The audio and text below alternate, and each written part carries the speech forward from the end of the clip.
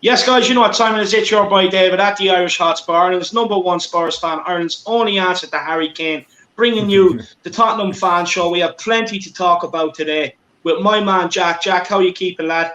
Not bad, David. You know, it's a bit of a scorching one as you're kind of experiencing over there as well. But, you know, it's always a good day to see what the Harris Army has to say and what they have to tell us about what's been probably a pretty crazy week and maybe kind of turned into now a crazy 24 hours as well. Yeah, it is. It has been a crazy 24 hours. Well, look, we're joined by Ben first of all today. Ben, how are you keeping, my man?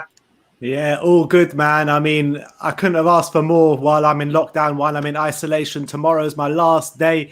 Looking forward to getting out in that sunshine. And what can I ask for more than two here we goes from Fabrizio to see me out of lockdown? Look, maybe you won't get to enjoy the sunshine. You might have to go into the studio again, lad, you know, with all this news coming out of Tottenham. Probably, yeah. Look, to be honest, I'm looking forward to getting back in the studio as well. I haven't been there for 9-10 days now, so I'm cracking at the whip to get back in there. Bring on the Paratici revolution and bring on some more signings. I'm ready to get back to work. Love to hear it. No, 100%. I'm absolutely looking forward to it. Everybody, if you do want to come on and have your say, the link is up in the community section. Just go and check it out. Come on and have your say. But look, we'll crack straight into it, Benji. I have 4 questions that I do want to get to. So I'm going to start off with a bit about Dane Scarlett. Look, he played very well in the pre-season game. You know, Mourinho has high hopes from Alli. I was listening to Alli Gold the other day. He was saying that, look, you know, Tanganga was saying that the Tottenham squad really do look after him, look out for him, and that they have high hopes that he's going to be a star. But what would you do to aid his development? Would you keep him in and around the first team now, Ben, or would you put him out on loan to get regular first team football? To be honest, yeah, I think if it was anyone else, any other 17-year-old, I'd probably send him out on loan. But the sheer quality this guy has, I mean, he's got abundance of talent. I mean, I don't think I've ever seen a 17-year-old with this much talent at Tottenham before. I really don't think I have. So with the games that we've got this year coming up in the Conference League and the earlier rounds of the Cup, I would keep him. Maybe till about December, and then maybe see where we're at, see what stage he's at in December time after we've had this crazy period of games, and maybe send him out on a loan, maybe second half of the season. But first half of the season, I'll definitely keep him in. The guy's got too much talent to send away, in my opinion. Do you even think while Kane is here as well, it's just only the right influences that will be around him? Maybe Sonny, Kane, you know, maybe kind of the last of maybe the players you kind of probably grew up watching as well, probably that can teach him something. Exactly. I mean, Harry Kane must be his throughout hero, you know what I mean? And I think Jose once said that he sees him more playing on that Sonny role, maybe drifting off from the left or something like that. So, I mean, what two better players to model yourselves on than Heung-min Son and Harry Kane, 2 elite players of the game. And so I don't think there's a better place for him than Tottenham at the moment. No, 100%. I fully agree with you. I agree with what you're saying. Keep him around till December and see what kind of evolves over that period. Plus, you'll have the Europa Conference League games to play in. Hopefully, some nice ties in the League Cup that'll favour playing him. Same. The FA Cup that'll come in around December. So that'd be nice. There will be game time for him there. And look, I have one more question before I let Jack take over and ask you on the 2 players that we're linked with. But the first question, my man, is about Harry Winks. Right, he's a player that really does split the fan base. Now, there's a lot of people say, look, he's technically gifted, right? But for me, I think he lacks being industrious and the physicality to really compete for a spot in the first 11, especially in the Premier League. If he bulked up and did become more industrious, do you think he could force his way into the first 11? I do, actually. I think that his career has kind of stagnated over the last 2-3 years at Tottenham. I think that when we had prime Pochettino, when he was like Poch's boy, like he came into the team and he did well. You can't say he didn't. I mean, he was definitely a player that the Spurs fans looked at saying, oh, in the future, this guy could be really good. So I think that if he gets his head screwed on properly, I think that we can have a player on our hands here. But I think that it's because his career has stagnated so badly in the last 3 years. People look at him so negatively, me as well. But I think that if he does get his head screwed on, has got proper coaching behind him, and like you say, bulks up, becomes a bit more industrious on the pitch, then I think we can have a player on our hands. And I think that we are going to give him another chance now. So I'm going to back him until I can't back him anymore, to be honest. He's a Tottenham boy at the end of the day. Yeah. Definitely. And then kind of maybe bringing it to present, the big news today, Bryan Gil, the player, he seems to have basically a wonderful season over at Eibar, who maybe didn't have maybe the best of seasons, who were actually relegated and hadn't been relegated maybe for at least the last, I think, 4 or 5 seasons in La Liga. But what do you maybe not a lot of us have watched Bryan Gil, but so far we've kind of noticed that he's excellent at, take-ons, dribbling past players, seems to be a bit of a baller. What can you make of him? I mean, I'll tell you the truth, Jack. I had never heard of him before today. I think not a lot of us had either. Yeah. Literally. But the more research I do about him, he sounds like a dream, to be honest. He sounds like the next big star coming out of Spain. I mean, I really hope the Olympics goes on, because he's in the Spanish Olympic side and we get to take a closer look at him. But from what I've seen of him so far in terms of I know you can't really tell much from YouTube clips and stuff, but he looks like a proper player. And I mean, to get rid of Lamela, spend 25 million on this guy, he has to be highly thought of, right? Because we were looking at 25 million for a player like Koundé or Aouar, and we're scared to spend that money, but we're spending it on this Gil. So I'm like, I had to look more into him, and he looks like, I'm really excited. I can't lie. Since I've seen the news and I've done more research, I've had a smile on my face all day, because I didn't think we'd be getting like this sort of like protege out of Spain, and he just looks really good. And I just hope that he has the skills in the Premier League to back it up, because I do think that we need to pause a little bit, because I don't think he's one that's going to come in, hit the ground running. I think he's going to come in and take time to get used to the Premier League.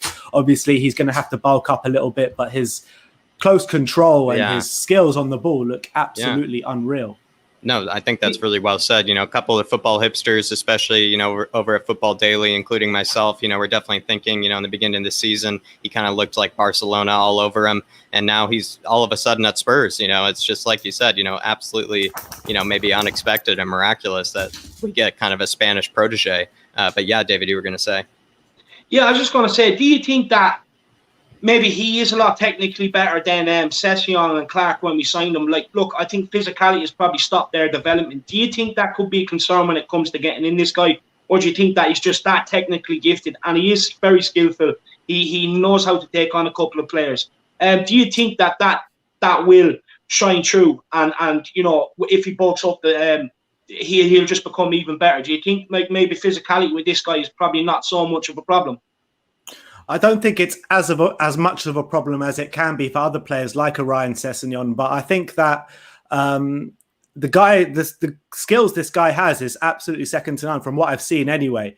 And I think that, he will need to bulk up a little bit, and he will need to learn the English game and get to grips with the speed of the game, because you got to remember, for a young player coming from La Liga, it's very different to come and playing in the Premier League. So he's going to have the time to adapt to the Premier League, adapt to the English game, bulk up a little bit. And then I do think we've got a proper player on our hands. But I think the Spurs fan base need to kind of temper their expectations a little bit with this one, definitely at the beginning. Yeah. Interesting. And Jack, on the next one? Yeah, and then this is maybe one where we might be brought back a bit down to earth, I might say, with the likes of Gollini. I did hear recently with the Euro expert, he even likened him, a bit dramatically to Kepa, which I was a bit concerned to hear. He maybe conceded, I believe it was this season, I think he was referencing a lot of goals from outside the box. But then again, maybe on the positives, he's, kind of the mold of that modern keeper, likes to be a bit of a sweeper keeper, enjoys using his feet as well, but he said if he's considered to be a backup keeper to Lloris, maybe a great signing, but he said maybe want to, replace maybe the Don Hugo. He said maybe not the best one. So what do you think? Yeah, it's an interesting one, because obviously he was at Aston Villa, didn't really work out well there, and then he's gone to Atalanta and he's really fought his way into the team there, and he's had, I think, 3 or 4 seasons as number 1 keeper over there now. I wouldn't have chosen him as a kind of heir to Lloris's throne, as it may be, but it's an interesting one, because I think that the deal that we've got there is actually perfect in terms of just trying him out, testing him out. We've got an option for a second-year loan, and then if he hits some targets, and only if he hits those, like I think it's 20 games for Tottenham, then it's an obligation to buy. Apart from that, it's only an option to buy. So I think it's a perfect move for Spurs, and I think it's a perfect deal. And I think that Paratici or Levy, whoever's done this deal, has done really well. And if he's not good enough, then he won't be good enough. But at least we'll be able to see it firsthand before we, try before you buy. I think that was really well said. And what I might add is just I was very worried when I found out, last season that Joe Hart, in fact, was, our backup goalkeeper. And that to me was just terrifying at the time if Lloris were to be out for the season. And, with Gollini, I think there's maybe a bit more of a bit more optimism considering that he's a bit more of that modern goalkeeper, like I said. So I think it was also really well said by you, Ben. Yeah, David, you were going to ask? Yeah, and just last question for Ben, really. Is what are your expectations coming into this season? I think right now, as it stands, I'm looking to qualify for the Europa League from the league. I can't really see us breaking that Champions League spot. You've got Liverpool who are going to come back strong next season. You've got Chelsea who just won the Champions League. And then obviously you've got the two Manchester clubs as well. Man United. I mean, if they sign Varane as well, I mean, bloody hell. Geez. I really don't know how we're going to bridge that gap between those top four sides. So I think realistically, I think fifth is probably our ceiling this season. I would love to say different, and maybe if we make some more moves in the transfer window, maybe it can be different. But right now, I think that fifth is probably our ceiling in the league. And obviously, I'd like to win a cup. I think the Conference League, Carabao Cup and FA Cup is all within our reach this season. I think we can win those cups. It's just a question of if we go out there and actually do it. So I think the Conference League is a big opportunity for a trophy this year. I know a lot of people have been like, oh, I don't care about the Conference League, my brother included. But I think that if you're in a competition, you have to be in it to win it. And that's my opinion. Yes, play the youth players in the group stage games. But once we're past the group stage games, when we're in a knockout tournament, I want to see us play our best players. I want to win that tournament, 100%. Yeah, I've been saying it's a prestigious tournament, Ben, because we're going to be the first to win it, and once we become the first to win it, it's going to become a prestigious tournament from then on out. So that's how we have to treat it. We have to treat it that way from the beginning, like you said. Yeah, we were the first British team to win the UEFA Cup. Now we're going to be the first team to win the Conference League. It's going to become a tournament of absolute class, and we have to. In order for that to happen, we need to win it first. 100%, and let's beat Roma and Jose Mourinho in the run. Oh, it'd be glorious. It'd be nice if we could get them in the final and turn them over. But look, Ben, that's all the questions I have for you. Thank you so much for giving up your time this evening. I know you're very busy. Thanks for having me on, man. Thanks for having me on, man. And thank both of you, man, for all your help that you've given me over the channel over the summer as well. No problem. Such a big help to me, so I want to thank you both. We were going to be watching them in our lonesome anyway, so we had people, I guess, people enjoy us watching them, especially David. The one who was most on time. They got all of David's, out of the chair reaction. So yeah, it was glorious. Awesome. Well, thanks for having me on, guys, and enjoy the rest of the show. No, we'll do. Thanks very much, Ben. I really appreciate your time, my man. No problem, my brother. See you soon. Gotcha. See you, Ben. Big up, guys. There you are. I just thought I'd bring you all a nice little surprise there. Ben from We Are Tottenham TV. I know everyone knows who they are, but if there's anyone on the planet that's been in hibernation for the last 3 years, 4 years, make sure you get over there and smash a subscribe on We Are Tottenham TV. Look, I just wanted to use Ben's time wisely. I'm sure you all the fans out there would agree. So look, let's welcome a few people into the stream. We have Adam. He says, looking forward to this. Big up, Adam. We have Shamu. We have the disabled team. Big up the disabled team. Chris as well. Big up, Chris. I hope you're keeping well. Oh, it's gone all the way to the bottom. Leon Powell. Catman Jess is in the building.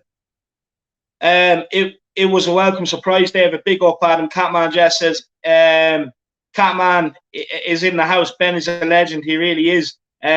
Leon's happy to see Ben. Giovanni Celso, big yourself up. Hope you're keeping well, my man. Big up, Gio. Big up, Gio. Bob Spur TV, big up Bob Spur TV. We have Alan McDonald, big up Alan. Lifey Leafs fan. Mid-table is really where we're at now. Levy's engineered it brilliantly. We are exactly now where Enoch are. Yeah, 100%. Golden Cox in the building. Toxic Headshot, James Redmond, Alexander Hilton. Let's big them all up. Jamie Git, I hope you're keeping well, my man. How are things? James Redmond, I hope you're keeping well. We have Tino Mookie. Derek Hutchinson's in the building. Who else have we got here? David McCabe, THFC. Lads, Winks needs to go. Derek. Look, I just want to clarify on that question. I just make up questions based on the splitting the fan base and stuff. Everyone knows my views. I don't think it's good enough. I think it should be sold. It's just a question that we thought of to put to fans today, and it'd be interesting to see their reaction. Don't worry. the question is not based on my opinion or winks, and that's what everyone wants. Everyone wants them questions. We have a super chat from Sean Mitchell. Big up, Sean Mitchell. Big up, lads. Great listen. Waiting on my chipper. Big up, Mitch. I hope you're keeping well, lad. I hope you got something nice. I hope you got something really nice. Chipper, maybe a chicken burger, maybe a doner kebab. Who knows? But big up, Mitchy. Hope you're keeping well. And I hope you're settling into the new house, my man. I hope you're settling into the new house. Big congratulations to you, the missus, and the kids and the family. William McKenzie. Bergwijn is right-footed. Winger can interchange on both wings. Big up, William. I hope you're keeping well, my man. A man of Asia in the building. An absolute legend. Cody Max here. Big up, Cody Max. Big up, Cody. Who else have we got? I believe there is another super chat here to get to quickly. ATM Nerds in. Kevin Williams. Hope you're keeping well, my man. Who else? Gamer Pro. Hope you're keeping well. John Fitzpatrick representing the Irish out in Australia. Hope he's doing well. Sorry, Jacko. I said good to see Derek Hutchinson earlier as well. Good to see Derek as well. Good to see John Fitzpatrick as well. And then I think it was something Pete from the lane here. I didn't see in another comment. Maybe it's this one. He says, pick up the lads. I'm excited for these signings. He says, I'm excited for these signings. I hope you are, Pete. Maybe you saw a bit of that Bryan Gil, compilation. Let us know if you did, in the comments down below, because we'd love to see. Maybe you like a bit of those Megs, a bit of that left-sided midfield action there. It seems to be good in the tight spaces, Pete. So hopefully you like some of these signings. Yeah. It's good to see a lot of us on Fabrizio Romano's page, David. No, it is. It's absolutely brilliant. That's what we want in the summer transfer window. Shows we're active, Jack. Yeah. Kev Williams says, good to see the start of Deadwood leaving the club. 100%, Kev. I couldn't agree more, my man. I'm absolutely delighted to start seeing the clear out. Maybe Nuno has made his decisions. We have Philip Brady in the house as well. Hi, lads. Presently baking alive up in Donegal with patchy Wi-Fi. Have we signed anyone yet? Look, we've got more or less, here we go, from Fabrizio Romano on Gollini, and we reckon that we will get the here we go either tonight or early tomorrow on the deal between Lamela plus 25 million for that Sevilla, or for the Sevilla player who was online on Eibar, Bryan Gil. So it'll be interesting, my man, to see what happens. Anthony Gray has the expectations of Troy Parrott gone down now, 100%, man, 100%. Jason Fox is in the house, Island Life as well. Alan McDowell, Adam Phillip, loads of Stefan Blois, welcome in, my man. Loads of people here. Paddy Harnett, I hope you're keeping well. Just to let you know, pal, we have broken the target for the jersey. I'm absolutely delighted for the charity for the mental health. Big up, Paddy. I'm absolutely delighted. Delighted. Paddy. Big up, Paddy. You did hashtag Harris Army, and if it's still going, everybody get over to my Twitter page, check it out. Just a small donation puts you in with a chance to win a signed Spurs jersey. And it's for a good cause as well, for mental health. Jim F says people talking like the Gil deal is done are jinxing it. I feel the same pain. Jason Groves, Fiona Harris, hope you're keeping well. That's the old sister. Carol Chapman, I hope the niece of mine's keeping well as well, and Dave. Carol Chapman, hello, big balls, David. Hello, thank you. I suppose I'll take that as a compliment. Andrew Wakoto, good evening, gents. Looking grand as always. Thank you, my man. JC's in the building as well. Lappers, I hope you're all keeping well. But look, let's waste no time. Let's bring on the next guest. Everybody, make sure you do smash a like on the stream. Subscribe on the channel if you're new. And, keep getting your comments in the comment section. We will try and bring everybody's comments up. Sometimes it gets a bit hectic, a bit hard. Why not send it in a super chat to help support the channel? And super chats will take priority. But we will try and get everybody's comment up on screen, and with the super chat, we will sit down and take time to discuss the comment as well. But look, Jack, let's waste no more time, my man. Look, let's get in the next guest, an absolute channel legend. It's the one and only. It's herself. It's Ellie. How are you keeping, Ellie? Big up, Ellie. Great. Oh, brilliant. Bloody hot. No, that's though. good to hear. Too hot. Look, I just want to say to people, occasionally you will see me swigging out of a 2-litre bottle of water. Not classy, I know, but it's absolutely baking. Forgive me. Need to. But look, Ellie, we'll get straight into it. Did you watch the game versus Leyton Orient the other day? Yeah, I did. We played What's good. your thoughts? We played good. We had some really good bright sparks there, especially Dane Scarlett and Noel John and the boy, the Estonian boy at the back, Pistorius. Is it Pistoria? Or Pistorius? Petstotsky. Yeah, it sounds like it sounds like kind of a magical name. Yeah, he's fantastic. What a player. But Yeah. Dane Scarlett is the bright spark. Mm-hmm. What did you make of that? What did you make of that 6'7", 6'8", whatever he is? You know, Cisse. Cisse. I've seen him. I saw him when I think he played versus Southampton when I went to the first game. Brilliant. But he's gonna be Ledley King, but with a bit more height. Yeah. I love it. Yeah, I love it. He looked very, he also, he got in a bit of a spat with one of the Leyton Orient players and didn't seem to be shy away from any of the fight or anything. What did you make of that? I love it. Yeah. I like players who show a bit of aggression. Yeah. And they play for the badge, but they also play for the honour of being a Spurs player, you know, and get stuck in. Don't shy away. Like Dele used to do. Yeah. He's got a bit soft now, isn't he? No, you're right. Yeah. What did you make of Dele's performance? Maybe speaking of, you know, the tarantula. Yeah, in and out, wasn't he? He wasn't quite at the races, but he showed glimpses. But we needed a bit more, didn't we? I think. Yeah. We needed a bit more. That depicts what he's like, isn't it? You know, if it was like a report card at school, needs to do better. Yeah. Is there anybody that maybe you want to, you know, improve, or somebody that maybe you want to be seeing in the Colchester game? You know, maybe you want to see, you know, Petstotsky, that guy you were saying again, or who do you want to maybe see in the game versus Colchester tomorrow? I love Noel John. You want to see him again? Yeah, because he reminds me of Glenn Hoddle. He's so skillful, and he can pinpoint a pass that we need. He could do a 60-yard pass right on your foot. Fantastic. We need to have players like that with creativity, you know, and he can turn really quickly, which we need. We need players to turn on the half turn and get us forward. And he can do that. He's a good, very, very talented boy. Yeah, definitely. Is there? David. And look, Ellie, is what would you be looking for now going into the Colchester game? I know a lot of people say it's about pre-season, but for me, pre-season's about fitness, especially the first few games, and I get that. Yeah. But off the back of some of the seasons some of them had last year and being left out, I would have expected them to come back and show a few more glimpses of improvement, and that they're ready for the first team this season. Yeah. But I'd love to hear your thoughts, Ellie. First few games, are you just kind of ignoring what's going on and it's all about fitness, or are you looking at the likes of Alli, Winks, Bergwijn, Player Dyer to show more in pre-season? Yeah. Especially like coming into it, basically hitting the ground running, ready to go. Yeah, because you know Mora's going to give you 100%, right? So he's safe, isn't he? The other four that you mentioned, they have to give a bit more, because in that Leyton Orient game they were a bit well, they weren't good. They did just maybe Dele showed a little bit, you know, what he can do. And Winks, I was surprised that he'd done a forward pass. He done a fantastic ball, didn't he? It's a miracle. I think he's been listening to me.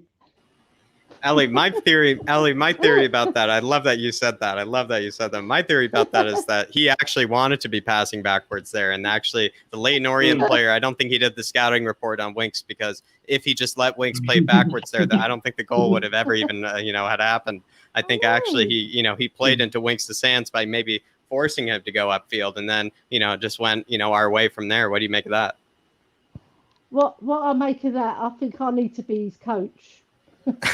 If I was Vince's coach, it'll be like Glenn Hoddle within 2 weeks. Maybe even that player needs to be his coach as well. That player was like, the perfect kind of training drill, training cone for him as well. It's just perfect. It's like what he probably tries to do in training. Brilliant. Yeah, I agree with you, because he forced him to go forward, he forced didn't him. He Thank you. Yeah, exactly. That's what I was trying to say. Thank you. Yeah. No, it's true. No, I agree. just get the super chat in from Paul Markey. He says, can't rationalise. We need centre backs, and we are arguing for around 2 million for Tomiyasu, but we give 25 million plus Coco for a winger. Doesn't make sense, Paul. The only sense I can take from this is that if they are going after a winger and that they must have a couple of defenders lined up to come in. They have to. That's the only way it'll make sense. Is if this deal has come up, we've got it done early, and that we do have defenders lined up to come in. Tomiyasu, look, I wouldn't be surprised see it announced in and around the Tokyo Olympics when the football kicks off at the Tokyo Olympics in Japan, just as a commercial sort of thing. That wouldn't surprise me. I'm not too sure what's going on there, but I wouldn't be surprised to see that happen. But big up Paul Markey. I fully agree with you, man. Really appreciate the super chat, and thanks for the support, my man. Everyone else, feel free to help support the channel.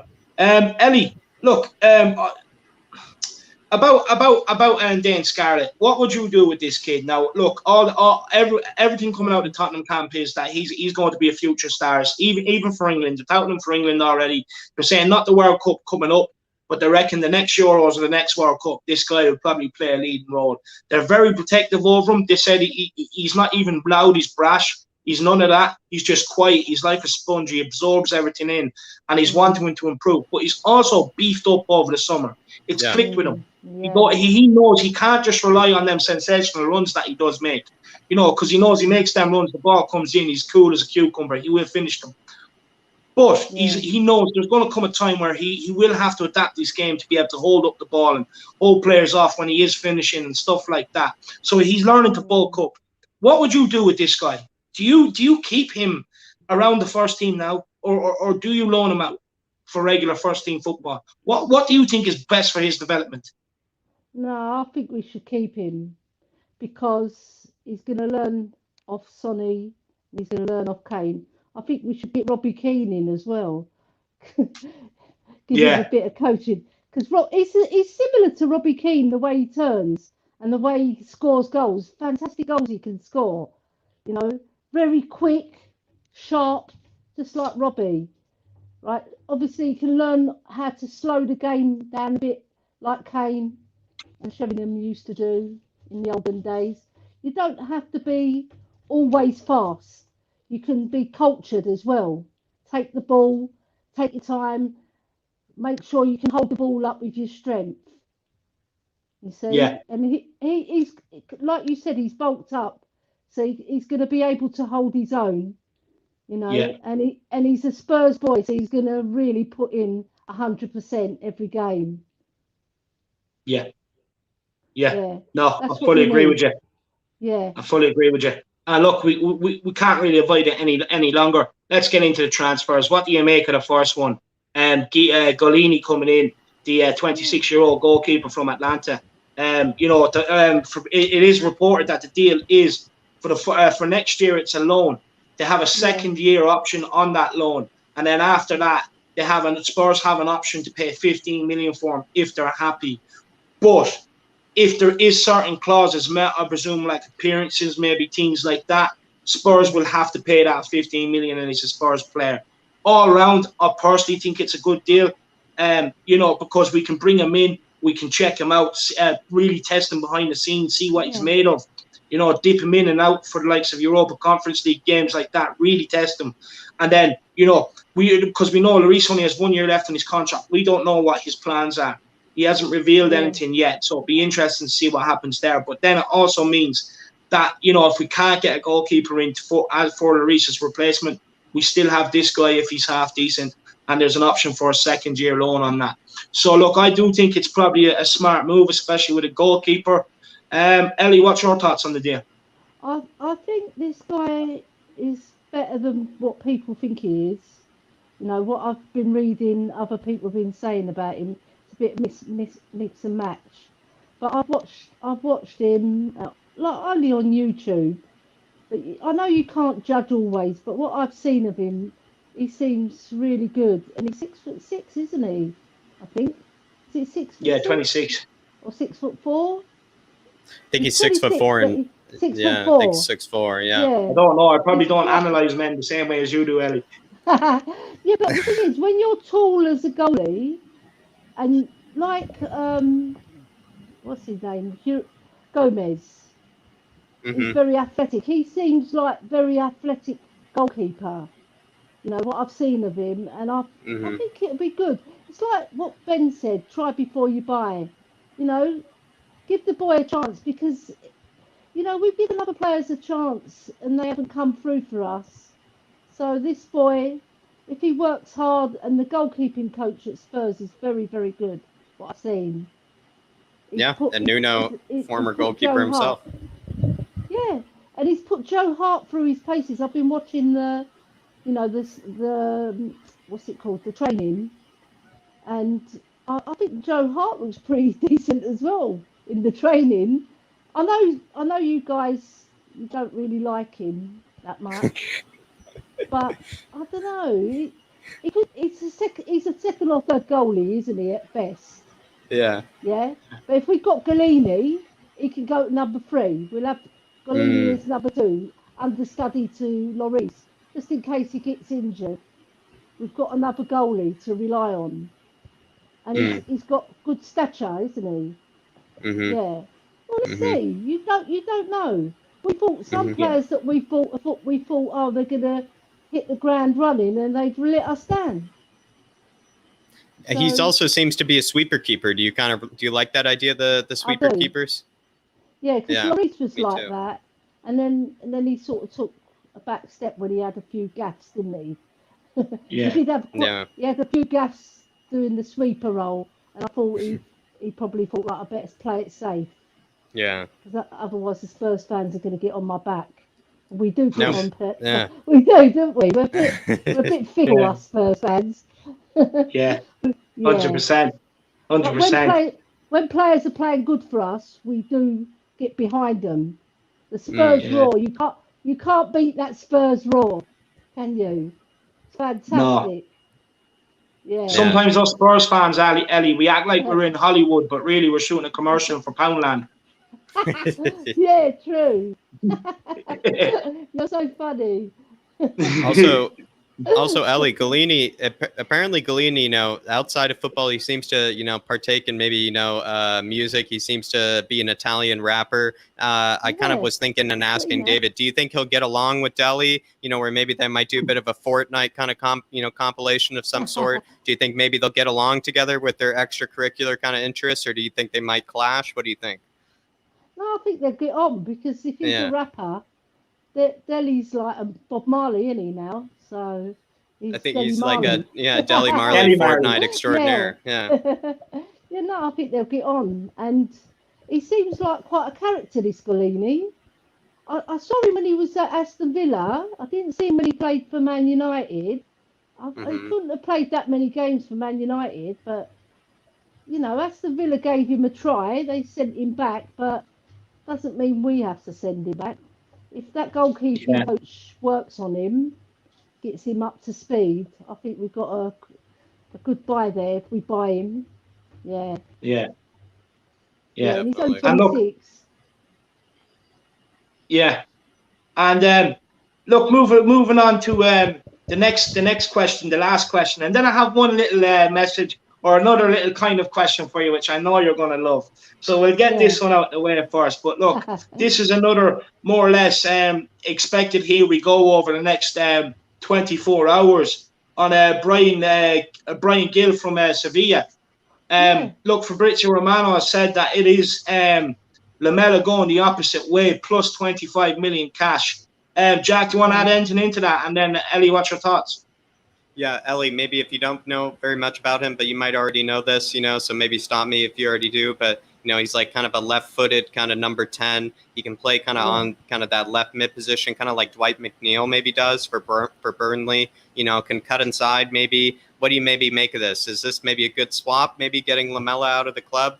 What do you maybe make of maybe getting this Spanish proteges? Do you maybe rate the Spanish, the young Spanish players? It's maybe not as good looking as some of the other, Spanish players of his age group, but, I would say, he seems to be very skilled on the left-hand side. Yeah.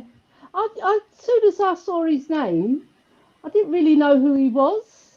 I must admit, I didn't know who he was, but I YouTubed him like most other Spurs fans would do, and he looks pretty decent, He's got a good turn of pace, very skillful, close skills. Yeah. He can beat players. A bit sad about Lamela. Lamela because he's a trier, isn't he? You know, Yeah. the only problem with, like I said before, he holds the ball too long. He doesn't know. His decision making's wrong. If he only had Well, he that tries when he's decision still not making, mourning the loss of his dog that died like 7 years ago or something like that. yes, you know what I mean. But I mean, he is Just like letting go of the ball, he can't let go. But if Yeah. you YouTube, It's like, Eric, why didn't you make that pass? Oh, sorry, I was thinking about my dog. Yeah, You know? you know what I mean? He's got everything. He can carry the ball. He can do his little flicks. He can do his rabonas. He's got everything, but the decision making's wrong. He holds the ball too long, and you know you need players that are decisive to open up Yeah. defences, unlock them, and he hasn't got that Yeah. in his locker.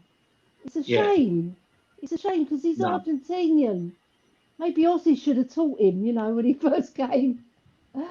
You know, Yeah. or even Modric. If we get Modric as a coach, I don't know. But he's going to go to Sevilla. Good luck to him. You know, I wish him all the best because he's played his heart out for Spurs, and he's a player that does play for the badge. He does. Yeah, I think the Yeah. people of Seville. I think the people of Seville will love some of his two-footed tackles. You know, especially Yeah. on a Friday evening.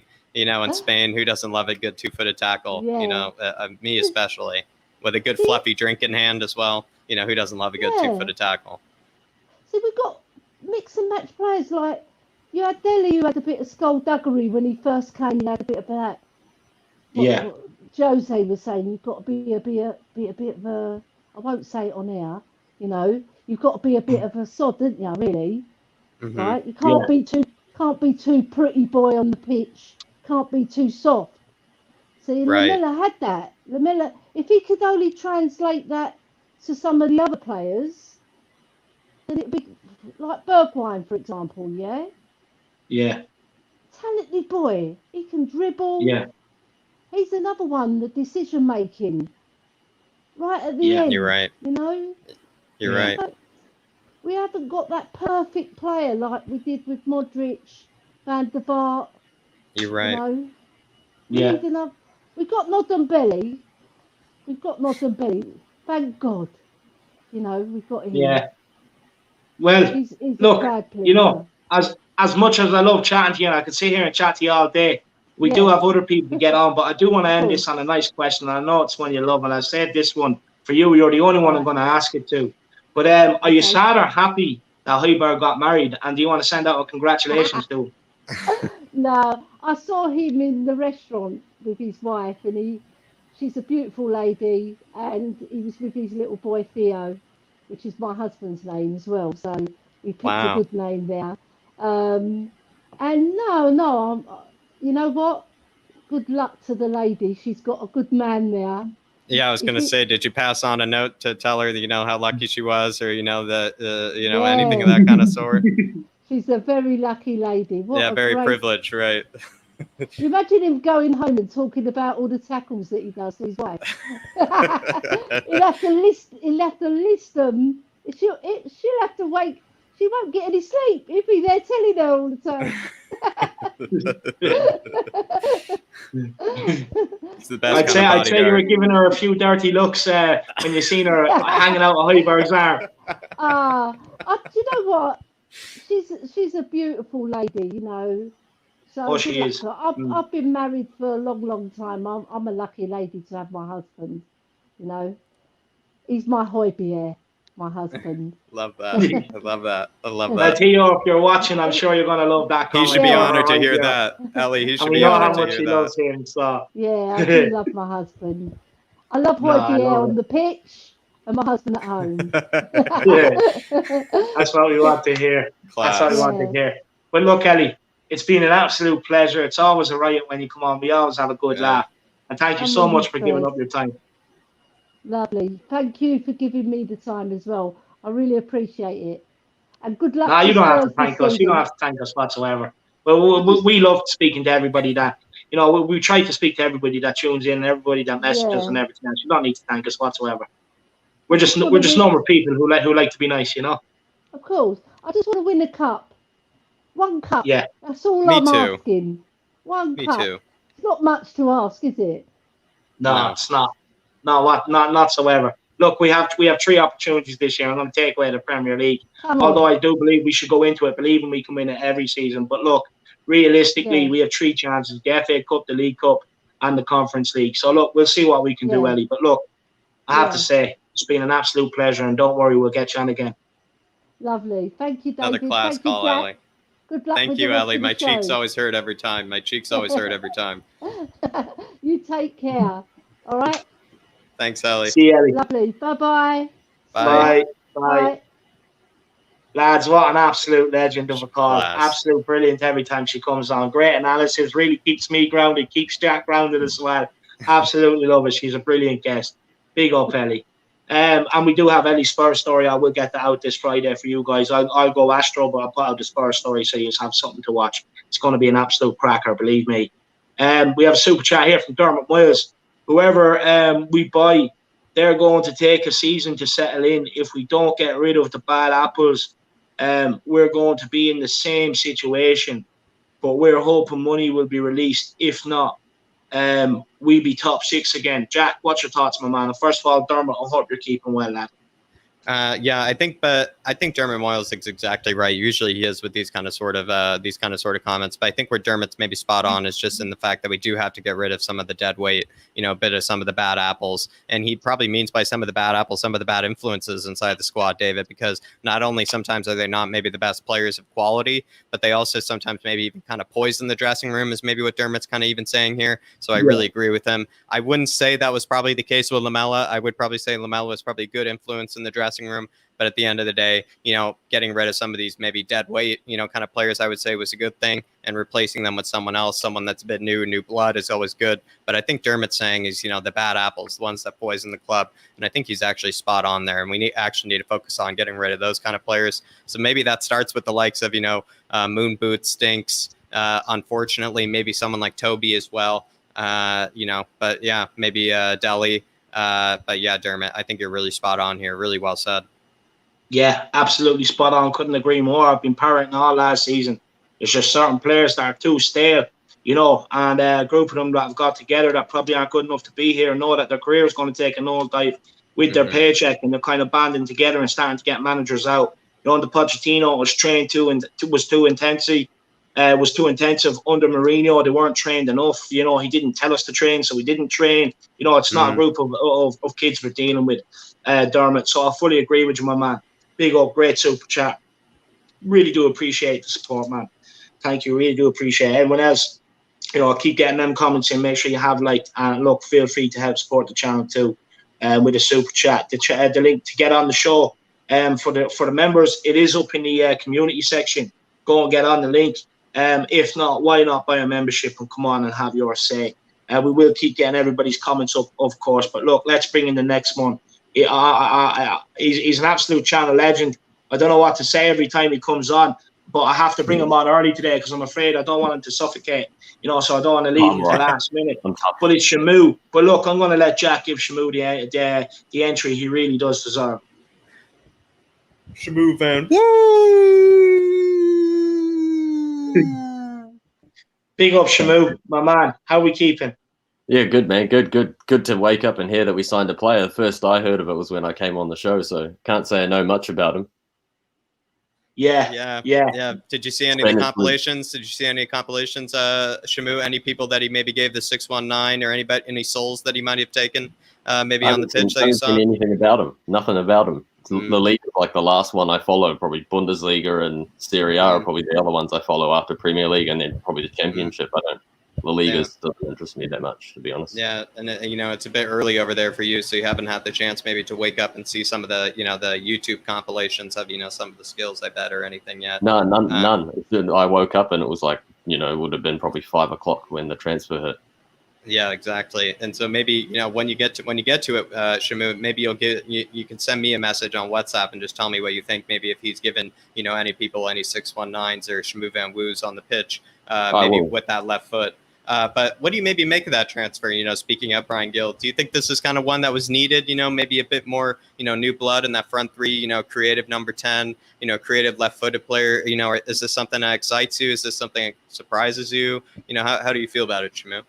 Well, based on what you guys have been saying, he seems to be quite good, like as a young player, and it means Lamela's out the door. And based on some of his highlights, I got a few here. We remembered for two Raboners calling Wilshire a pussy and infuriating their entire Arsenal team in one game. The Martial red card and stomping on Fabregas's hand. That's some of the highlights. Yeah, in a way, I kind of hope that Bryan Gil, at least has a bit of that very, scary look in between his pupils that, Lamela always had, because he never really wanted to look Lamela in between the eyes, because sometimes it really did seem like, there was something a bit evil in there whenever you did. But in the likes of Gollini, though, he kind of, Euro expert on Matt Hayes' channel today, which everybody should go check that out. Matt Hayes' transfer review with the Euro expert. The Euro expert, Shamu said he kind of likened Gollini, the new keeper signing to maybe like the Italian Kepa. What do you make of that? Have you ever heard of Gollini or seen of Gollini? Do you think that's an unfair treatment? Are you worried if that's true? Well, he has some Champions League experience, so that's something to go by. And I haven't really seen much of him, to be honest. Last I remember they had that Albanian keeper at Atlanta. That's the last time I remember. That's what I thought too. Then he's not there anymore, and I saw his rap song. He sounds like some kind of C-Tech Jake Paul kind of crap. It's embarrassing. It's truly embarrassing. If that was me, I wouldn't show my mates that. Look, maybe he could be in the dressing room, rapping before the game and setting the vibe. Him and Ellie. Ellie will probably end up doing a song. This is what I was going to say, though, Shamu. This is why I asked Ellie this. I want to get your thoughts on this. I was thinking maybe, with their kind of extracurricular interests, do you think maybe they might clash as personalities? Do you think they might clash over, maybe the playlist, the Spotify playlist or whatnot? Do you think Dele might say, no, I get to play, all the music for Brighton, and Gollini says, believe me, no, I'm starting that game, it's going to have to be my music. Are you feeling they're going to get along, maybe not get along? What are your thoughts? I hope they do get along, because if he puts in the same amount as Ellie on the pitch, then we're buggered. Because that was terrible. All the pictures of him in training saying, "Oh yeah, I'm working hard," and it's terrible. They'll get along on the bench. Yeah, they'll get along on the bench. They'll sitting next to each other. Warm each other's seats up. Plan the next single. Not impressed. That song was so bad. If he puts the amount of effort he put into his video, he'll be all right. The amount of choreography and stuff, the amount he put into his drip. Yeah, no, 100%. Willie McKenzie says that's a Celt cross on Shamu's head. No, I don't think so. It must be some Mexican thing, because it's a Rey Mysterio mask. So I think it's a Mexican thing, because they're quite religious over there, I guess. Yeah, it's actually. Big yourself up, Willie McKenzie. And what I want to say to you is, I want to see you on one of the fan shows soon, my man. I want to see you come on. I want to see you come on. Cross, though. Sheamus, something Sheamus would wear. Yeah, 100%. He's a Liverpool fan, though, so that's a shame. Shamu, are you worried that we're getting in that the forward player in Bryan Gil rather than getting in someone like a centre back or something like that? Yeah, I was just about to say that. I thought our priority was a centre back, and now we've got someone else. It seems to be what we always do. We prioritise over a certain position, and then we go out and get two of another position that we already kind of have. It's weird. After scouting so many centre backs and all this, we end up with a player, and it's a centre mid and a goalkeeper, and we've been looking for centre backs. It's a bit weird. Yeah, definitely. Yeah, no, I'll probably get you. But look, what do you think of this guy coming in? I don't know. I don't know much about him, this Bryan Gil lad. I woke up and then I came on the show and you guys were talking that we signed a player. So you tell me. Are you going to 619 him? Oh, I'll give him a chance. I'll give him a chance. Everyone deserves a Shamu. Are you kind of in a way maybe, because this is the trade, right? Are you in a way maybe happy to see the back of Lamela? Or are you kind of indifferent about it? Like, how do you feel about maybe seeing the back of Lamela? I'm glad. He's had long enough to prove himself, and he's done not much. The two Raboners are his most. Yeah, it's more than moments of brilliance, not really seasons of brilliance. That I can remember, and then he just hasn't done much for all the hype, and he's been here so long. It's just you pass your use by date. You wouldn't keep milk in the fridge past a week or two, and he's been in the fridge for like 2 years. So He's like a How long? college. It's like a college fridge. Just full of yeah, expired. he'd be like an old kid or something. It's turned to cheese. Missing It's turned to Lamela cheese. it has on it. That's the brand. It's just missing Lamela with a big picture of him. Yeah, definitely. Maybe, this has been asked before where like, Dane Scarlett, right? We were saying he's kind of bulked up this summer. He's almost looked a bit taller, but maybe what do you make of, the idea that, Harry Winks, right? He's been kind of, maybe always rumored as, a bit of a very technically gifted player. Maybe what if he bulked up? Do you think that maybe he could, maybe turn it around and become a regular player in the first team? Hell no, he's crap. He's not bulking up at all. He's had long enough to bulk up. That's like asking me, am I going to put on like 30 kilos? No chance. It's not happening. You got more chance of David growing an afro. That was... No, look, I don't think me growing an afro. I don't think it'd suit me. I really don't. That's what I mean. That's how much I back Winks to put on weight. And can you see him doing a Roy Keane type thing on the pitch? I can't. He looks way too timid and scared to do anything ferocious on the pitch. So you reckon get just cut losses, get rid? Yeah, I would. Surely plus the English price tag, you get 20 million maybe at a push. Someone will take him for 20 million, and that's, or even 18. I'd take that. Anything over 15, I would call that decent for him. Yeah, good shout. Yeah, good shout. Did you watch the Leyton Orient game? Did you get onto the Tottenham TV game yet? It was quite boring, to be honest, but at least I saw a goal. The young lads were good, but as for the senior players, they're just embarrassing. It's like, what have they been doing? Because they haven't even been at the Euros. Like, they obviously haven't been training, because that doesn't tell me at all they've been training. They just look so unfit and unprepared for games. And what have they been doing? Yeah, what did you make of Bergwijn maybe specifically? I thought who did you think maybe of the senior players maybe was the worst? In my opinion, it might have been Bergwijn. I thought he was actually really probably Bergwijn, to be honest. Like he should be like chomping at the bit to go out and show the coach what he's got, the new coach, so he can make a stake for that right wing position, because it's open, it's free. And he just you think he would be turning players inside out. Yeah, exactly. All the young lads are way outshone them, like Niall John and stuff like that, Dane Scarlett, and then like nothing of Bergwijn, and he's our money player. We spend money on him and give him wages and stuff. Yeah. What do you make of Niall John? Apparently, he's been super in training so far. He's been the best in training so far. What do you make of Niall John? I don't think we don't put any pressure on the young lad. We just kind of ease him in slowly and just kind of not think that straight away that he's going to be the next Mbappe or Aguero or something of the league. Just see how he goes. Like, he looks good so far, so just slowly build on that and not put too much pressure on the lad. Otherwise, might be another Lingard or Ellie, or Lingard when he was at United. Yeah, definitely. Yeah, definitely. He turned around. Jack, any more questions for Shamu? No, I think there's definitely one more, and I think it just has to do with the idea that maybe do you see Nuno maybe turning around any of these players that we kind of saw maybe finish the season kind of poorly? A lot of players that even started the season well, finished the season kind of on poor form. Do you think there's anybody that you see Nuno maybe just giving that kickstart, maybe that good old maybe kick up the rear, and might actually just start flying out of the gates? Any players in particular? For David's sake, I hope it's Doherty. That's the one player I want to get good, because then we have a right back / right wing back, and that's awesome. And then we've got Tomiyasu as well, and then that's, well, providing we get him. He seems to be taking longer than Gil. I don't get that. That doesn't make any sense. We've been dealing with this Tomiyasu thing for weeks, and then all of a sudden we're signed Gil. It's like, why don't we get the centre back thing? You've been saying we're prioritising over a centre back, and then you just get a centre mid. Just doesn't make sense. It's like saying, go to the supermarket and get me some milk, and then you come back with bread. It's like, well, I asked for milk, not bread. But it's stupid. We need a centre back. We need bread, not milk. No, 100%. I couldn't agree more. Look, Shamu, last question for you, my man. Look, what's your expectations? What are you looking for out of this season?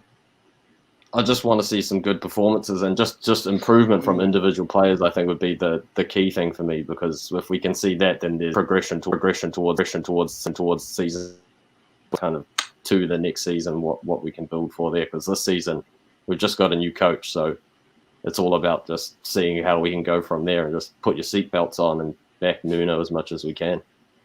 No, That's all we can do as fans. We can't just sit here and complain and say, "Oh, fucking get out" and all this shit, because that's not going to help anything. We just gotta back him and back our players and hope they can turn it around.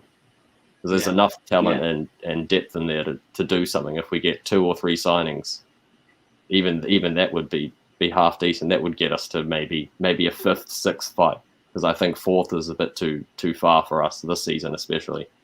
I think 5th, 6th would be as far as we go, but probably end about 7th. That's where I think, because there's just too many teams that are ahead of us in terms of progression. Absolutely agree with you, Shamu. Absolutely spot on there. Great message to end on. Shamu, thank you so much for giving up your time coming on. I love when you come on. I love speaking to you, man. Your analogies, they're on par with Chris. Chris better be bringing his A game to the fan show tonight. You're really taking his thunder. But Shamu, you're an absolute legend. Thank you so much for giving up your time to come on, my man. No worries. Come on, you Spurs. Come on, you Spurs. Big up, Shamu. Woo! Woo! Absolute legend. Another channel legend, Shamu. They're all coming on today. They're all just popping on one by one. It's absolutely insane. Brilliantly said there by Shamu at the very end, I have to say. Yeah. Absolutely brilliantly said. And look, we do have a super chat here from Ellie. And she says, funding Jack to get him to White Hart Lane and to see Højbjerg do those crunching tackles and Dele and Ndombele, a.k.a. Ellie, do those magic tricks. But most of all, it will be an honour to meet you in person and cheer on the famous Spurs. I just want to say quickly, I think you have to get Ellie on the back of your shirt. I really do think so. I think it's absolutely brilliant. That would be insane. I'd love to see you with Ellie on the back of your shirt. But look, Jack, what do you want to say to Ellie? No, I testament to that. I have to say, got to get Ellie as well. Like, Ellie would be honestly an honor to me, especially David, because she even played for Spurs. She's just absolutely Spurs through and through. She's honestly been so incredibly generous to me, especially. And Ellie, I'm so honored by that. I'm honestly so honored that, you even liken to, allow me to hang out with you in Højbjerg. It seems like a very, special company to be a part of, David. I'm so honored to be included in it. So to be honest, Ellie, like really, really, really looking forward to being eventually to meet you for that game. Maybe I think it's going to be in around March time upcoming next year. Really looking forward to it, Ellie. Really, honestly, looking forward to being picked up by you and Højbjerg in the convertible. Thank you, Ellie. Nah, absolute legend, Ellie. Thank you so much. Thank you so much for the support everybody has. Keep getting your support in. Feel free to send in a super chat and help support the channel. But most of all, make sure you like the stream and keep getting your comments in. We love reading them. John Dixon says, "Who is Rey Mysterio? He's a wrestler, man. He's a wrestler. Look him up. You like his finisher, so you will." Dermot says, "David should be the new manager. Jack, the club owner. David come in day one. Moon boots. Find Moon Jack. Sack the rest of the Deadwood, and David and Jack take us to win the league. # Harris Army." Yeah, I'd love it. I'd love to get my hands on the job, man. I'd love to. Ellie says, "I'm putting my order in with my bro, and we'll get you yours too, Jack. We'll have to get Kanikic on the back of Jack's or Endom Jacko." So we will. Endom Jacko, Ellie. That's what we need to get him. But look, let's not waste any time. People are being patient. We do have a few more people in the background. Brad Matthews been very patient. So it's going to be Brad Matthews, then it's going to be Chris, and then Bob Spur. That's the order in which they came on. So look, let's bring on our man Brad, an absolute legend as well. Always here in the comments, always in the channel. Brad, how are you keeping, my man? Well, like all of us, really, really hot at the moment. It's just unbearable. All the windows are all open, but it's still hot, and it's 10:30 in the evening, and it's still 24, 25 degrees. So, yeah. Yeah, it's about that over here. I've had trouble sleeping lately, my man. Honestly, I'm not the turkey in the oven for Christmas, man. All the juices flowing out me, man, and then. I'm in the gym on top of it, and honestly, there's a few times I think I've had 999 on standby. But look, Brad, let's get straight into it, my man. what's your thoughts on the Leyton Orient game? Are you one of these people that you can maybe take something from it, or do you think it is just about fitness? Well, first of all, I couldn't get into the stream thanks to Tottenham Hotspur not being able to afford a decent server. So it took me actually ages. Eventually, someone actually suggested I Googled it. I Googled it and got in just in time to see Dane Scarlett's goal. So I literally missed the whole of the first half. So I saw the second half. And then after about an hour, it was basically an under-23s match because they basically sort of separate, swap the whole team over. What I will say, though, is I'm sort of looking at the first 3 games, Orient, Colchester, and I think Milton Keynes, as what everyone's been saying. That's building up the fitness, getting them into, playing, that sort of game time. And then I think the Chelsea and Arsenal games where there's a lot of pride there, even though they're only friendlies, that's what I'll be looking at to see these players like your Bergwijns, if they come good, and your Dele Allis. I think the first 3 games, they've got to perform, but I think it's just getting up to speed, getting fit.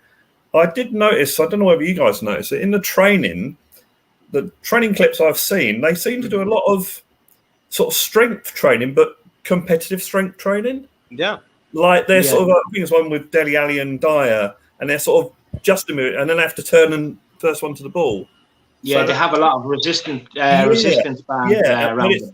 It seems to be made competitive. So I think that's a good thing. And obviously the fitness wasn't there last season. So that's a good thing. And I'm sort of got good vibes with Nuno at the moment. But, it's early days, obviously. But, certainly the friendlies. I'll watch the Colchester game tomorrow. And what I'll do, I think the mistake I made was actually logging on too late. Right at the start of the game, where I think people that logged on really early got in straight away. So I'll do that. Yeah, just log on in the morning before you go to work, Brad. Yeah, you'll be fine. Before you go back to the daily grind, just get in there nice and early and have it open on the laptop. I'll be home anyway. So just a super chat here from Lazy 8. He says, "I have a feeling that we're going to get a lot of these surprise signings from Paratici. Levy loves the bait and switch hocus pocus." Jack, my man, what's your thoughts? Lazy 8, big yourself up. I hope you're keeping well. Yeah, big up Lazy 8 from the best borough in all of New York. Lazy 8, to be honest, it could be a bit of that switch and bait hocus pocus from Levy, and maybe Partici's just maybe what Levy likes about him. It's maybe Paratici has been the whole time, suggesting that we're interested in these players, and then the whole time he's confusing the media, including us as well, Lazy 8, and then actually, is really interested in the players that maybe we're about to sign. So, and in a way, I don't really approve of it. It gives us all a bit of a headache, but maybe it wouldn't be Daniel Levy if it wasn't a headache, Lazy 8. So, honestly, you might be spot on there, and honestly, big up Lazy 8. Hope you're doing well today. Hope you're handling the heat today. Hopefully, everything is all right, maybe on your travels home, maybe on Eastern Parkway, because it's definitely been a scorcher today. And also, I would say look out as well. I heard the air quality wasn't as good today as well. Look, you can sort that. Just put your foot down going down the road and have your head out the window with the wind coming in, lad. Very easily sorted. Don't worry about the air quality, lad. Big up, Lazy. Absolutely love it. Thank you so much, my man. And Derek Hutchinson says Levy sucks. Couldn't agree more. But look, Brad, what do you make on Paratici's style? For instance, look, we knew the kind of Gollini one was happening. They are trying to get Romero. The latest quotes from the Atlanta CEO actually is, Gollini has serious chances to join Spurs. Romero, Tottenham interest is normal, but he'll stay if we don't receive the right price, as he is one of the best centre backs. But the Gollini deal is done. So look, interesting quotes there, from Atlanta. Look, I don't think the Romero one's going to happen. I do think it probably would have made sense to happen with Gollini, with the likes of quarantining or whatever that is before they meet up with the squad and like that. It makes sense to get it done at the same time. So interesting there. But Brad, what's your thoughts on the transfer tactics? Because like I said, one of them we knew was happening, then one just literally came out of the blue today. What do you make on the transfer tactics of Paratici? Is it one that's kind of giving you a bit of a heart attack? Yeah, well, I guess it's because we're not used to this sort of way of dealing. But he seems to, I mean, he's obviously a 24/7, workaholic. But it's like the old guys in the circus where they're spinning plates on all these sticks, and there's one so then they've got to speed it up. He seems to have all these deals going, and it might be just a question of what deal is the closest gets done. So, he might have centre halves lined up, but the deal is still being done. Whereas the Bryan Gil one, and like everybody else, Brian who, it was Lamela was going back the other way, and he was okay to the Seville move, and so that happened because it was okay, it was ready to happen. The interesting thing about the Romero deal, as I understand it, what Alistair Gold was saying yesterday was that the loan from Juventus to Atalanta, because he's a Juventus player, the loan to Atalanta was done by Paratici. Yeah. And now Paratici might be going back. They apparently got a 16 million euro option to buy, and he's supposed to be going back to them and saying, well, look, you buy him for 16 million and then we'll give you 25 million or something like that. So if that works, and I'm not saying it is going to work, if that works, that's probably a stroke of genius. But yeah, it's. I guess none of us will really know until the end of the transfer window, where we see what players we got in. What I am resigning myself to, though, is the fact that because the season starts before the window ends, I've no doubt we'll have players bought when the season's already gone. So I think we'll lose ground, especially with the games we've got. Man City, Chelsea, Arsenal. We'll lose ground straight away, I think. I know that sounds a bit pessimistic, but I think it's realistic. And then we'll play catch-up as the season goes on. But this is similar to, as I said before, to Pochettino's first season, as he's getting used to the team and the players sort of bedding in. And what I hope to see this season is an improvement as we get towards the end of the season, progress. And at the end of the season, I'm actually looking forward to the following season, if you get my drift. So that's what I'm because it's Nuno's first season, and we're getting hopefully getting a new team. Then I think that we've got to sort of just we're not going to hit the ground running. I don't think. If we do, great. But we'll just sort of get to that stage where we'll lose ground early on, but then we'll get it back. We'll get it back as the season goes on, as the players are more used to it, and then top 6 or whatever could well be possible. So, and then as I think I said on the last show, the cups or the FA Cup and League Cup, you're looking at the luck of the draw. You need a bit of luck in those competitions, and then like everyone's been saying with the Conference League, give it a chance to the early rounds to put the young lads in. Once you get to the knockout stage, go for it. Try and win it. It's what if we do and damned if we don't with the Conference League. If we win it, it's you've only won the Conference League. If we don't, it's why did you win it? So you might as well go and win it, and then there's no argument. Then you say, well, it was there to win, we won it. Speaking of Conference League, Brad. Speaking of Conference League, is Dane Scarlett one you'd keep around and kind of play in the Conference League, the likes of League Cup and FA Cup? He has beefed up over the summer. He's realised he needs to do that to add to his part of the game. Like I said before, a lot of the Spurs squad, they're absolutely happy with this guy. They think he's going to be a future star. Do you keep him in and around the first team, or do you loan him out to go and get regular football? I certainly would keep him in initially, in as you go through these early rounds, because there'd be a lot of games, and these are ideal games to see him. And as I think someone said, I think Ben might have said it, around about the end of the year, because that's when all the preliminary rounds are finished. You have that little break before the knockouts. Then you reassess it because you've got the January transfer window. What I find interesting in Dane Scarlett is that the bit I did see of him on Saturday, I was very impressed with. And then Troy Parrott came on, and I don't think he touched the ball. I really don't think he touched the ball. So to me, Dane Scarlett is miles ahead of Troy Parrott. And also a certain player by the name of Harry Kane used to score loads and loads of goals in all the underage teams. And that's what Dane Scarlett's doing. I mean, we won a cup game, 6-2, and he scored 5. So his record in the under-23s and under-18, has been really, really good. And that's what's happened. That's what Kane did. Kane was scoring all these goals. Admittedly, Kane did get loaned out. But, I'm sort of got big hopes. But, you've got to ease him in. You can't sort of throw him in at the deep end and say, there you go, sink or swim. So, you got to be really, really careful with him. And hopefully Nuno's that sort of guy that will be able to do that. Yeah, and and it's good to also see maybe Dane Scarlett, I think he's kind of bulked up a bit. He almost seems to even underwent a bit of a growth spurt. And maybe speaking of another kind of youth academy product, some have even said, a bit of a youth academy star, is one of the most talented, like one of the more skilled, kind of technically gifted players, from the youth academy at Spurs, and the likes of Harry Winks. Do you think if he were to bulk up, do you think he would be kind of one that actually can maybe get back into the, the starting 11, get back into the first team if he were to bulk up? Maybe that would actually highlight some of those technical skills that some have said about him. No, I'm not convinced by that. I'm not convinced.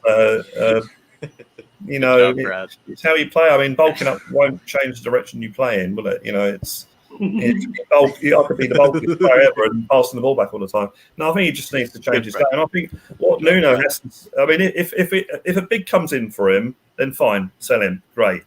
But if it doesn't, well then, he's not going to want to leave. He's a Tottenham boy at the end of the day, and fair play to that. I think Nuno's got to try and impress with him that you're trying to play to get in the Tottenham team. You're not trying to play to get in the England team, is what Winks priorities. Yeah. And that's what I think he needs to. And maybe Harry Winks has sort of had, thought about that and thought, right, okay, I'm going to reassess, and that's what I'm going to do. But I think they have to do that and just get him concentrate on his Tottenham career rather than his England career, which I think was the wrong thing to say when he said it. And it also upset a lot of people, myself included, because hang on a minute, you're a Tottenham boy, the England team comes later, if you're lucky. So great answer, Brad. Yeah, great answer. I think bulking up, no, I don't buy that, no.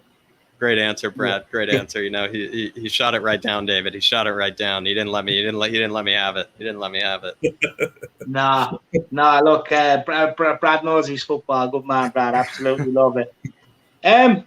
Look, anything else you want to talk about, Brad? Anything different that me and Jack maybe haven't spoke about?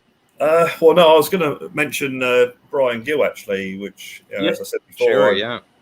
Now, the problem is with these sort of players is that the YouTube can be very misleading. Someone actually made a comment on Twitter tonight saying, "Don't watch the YouTube video."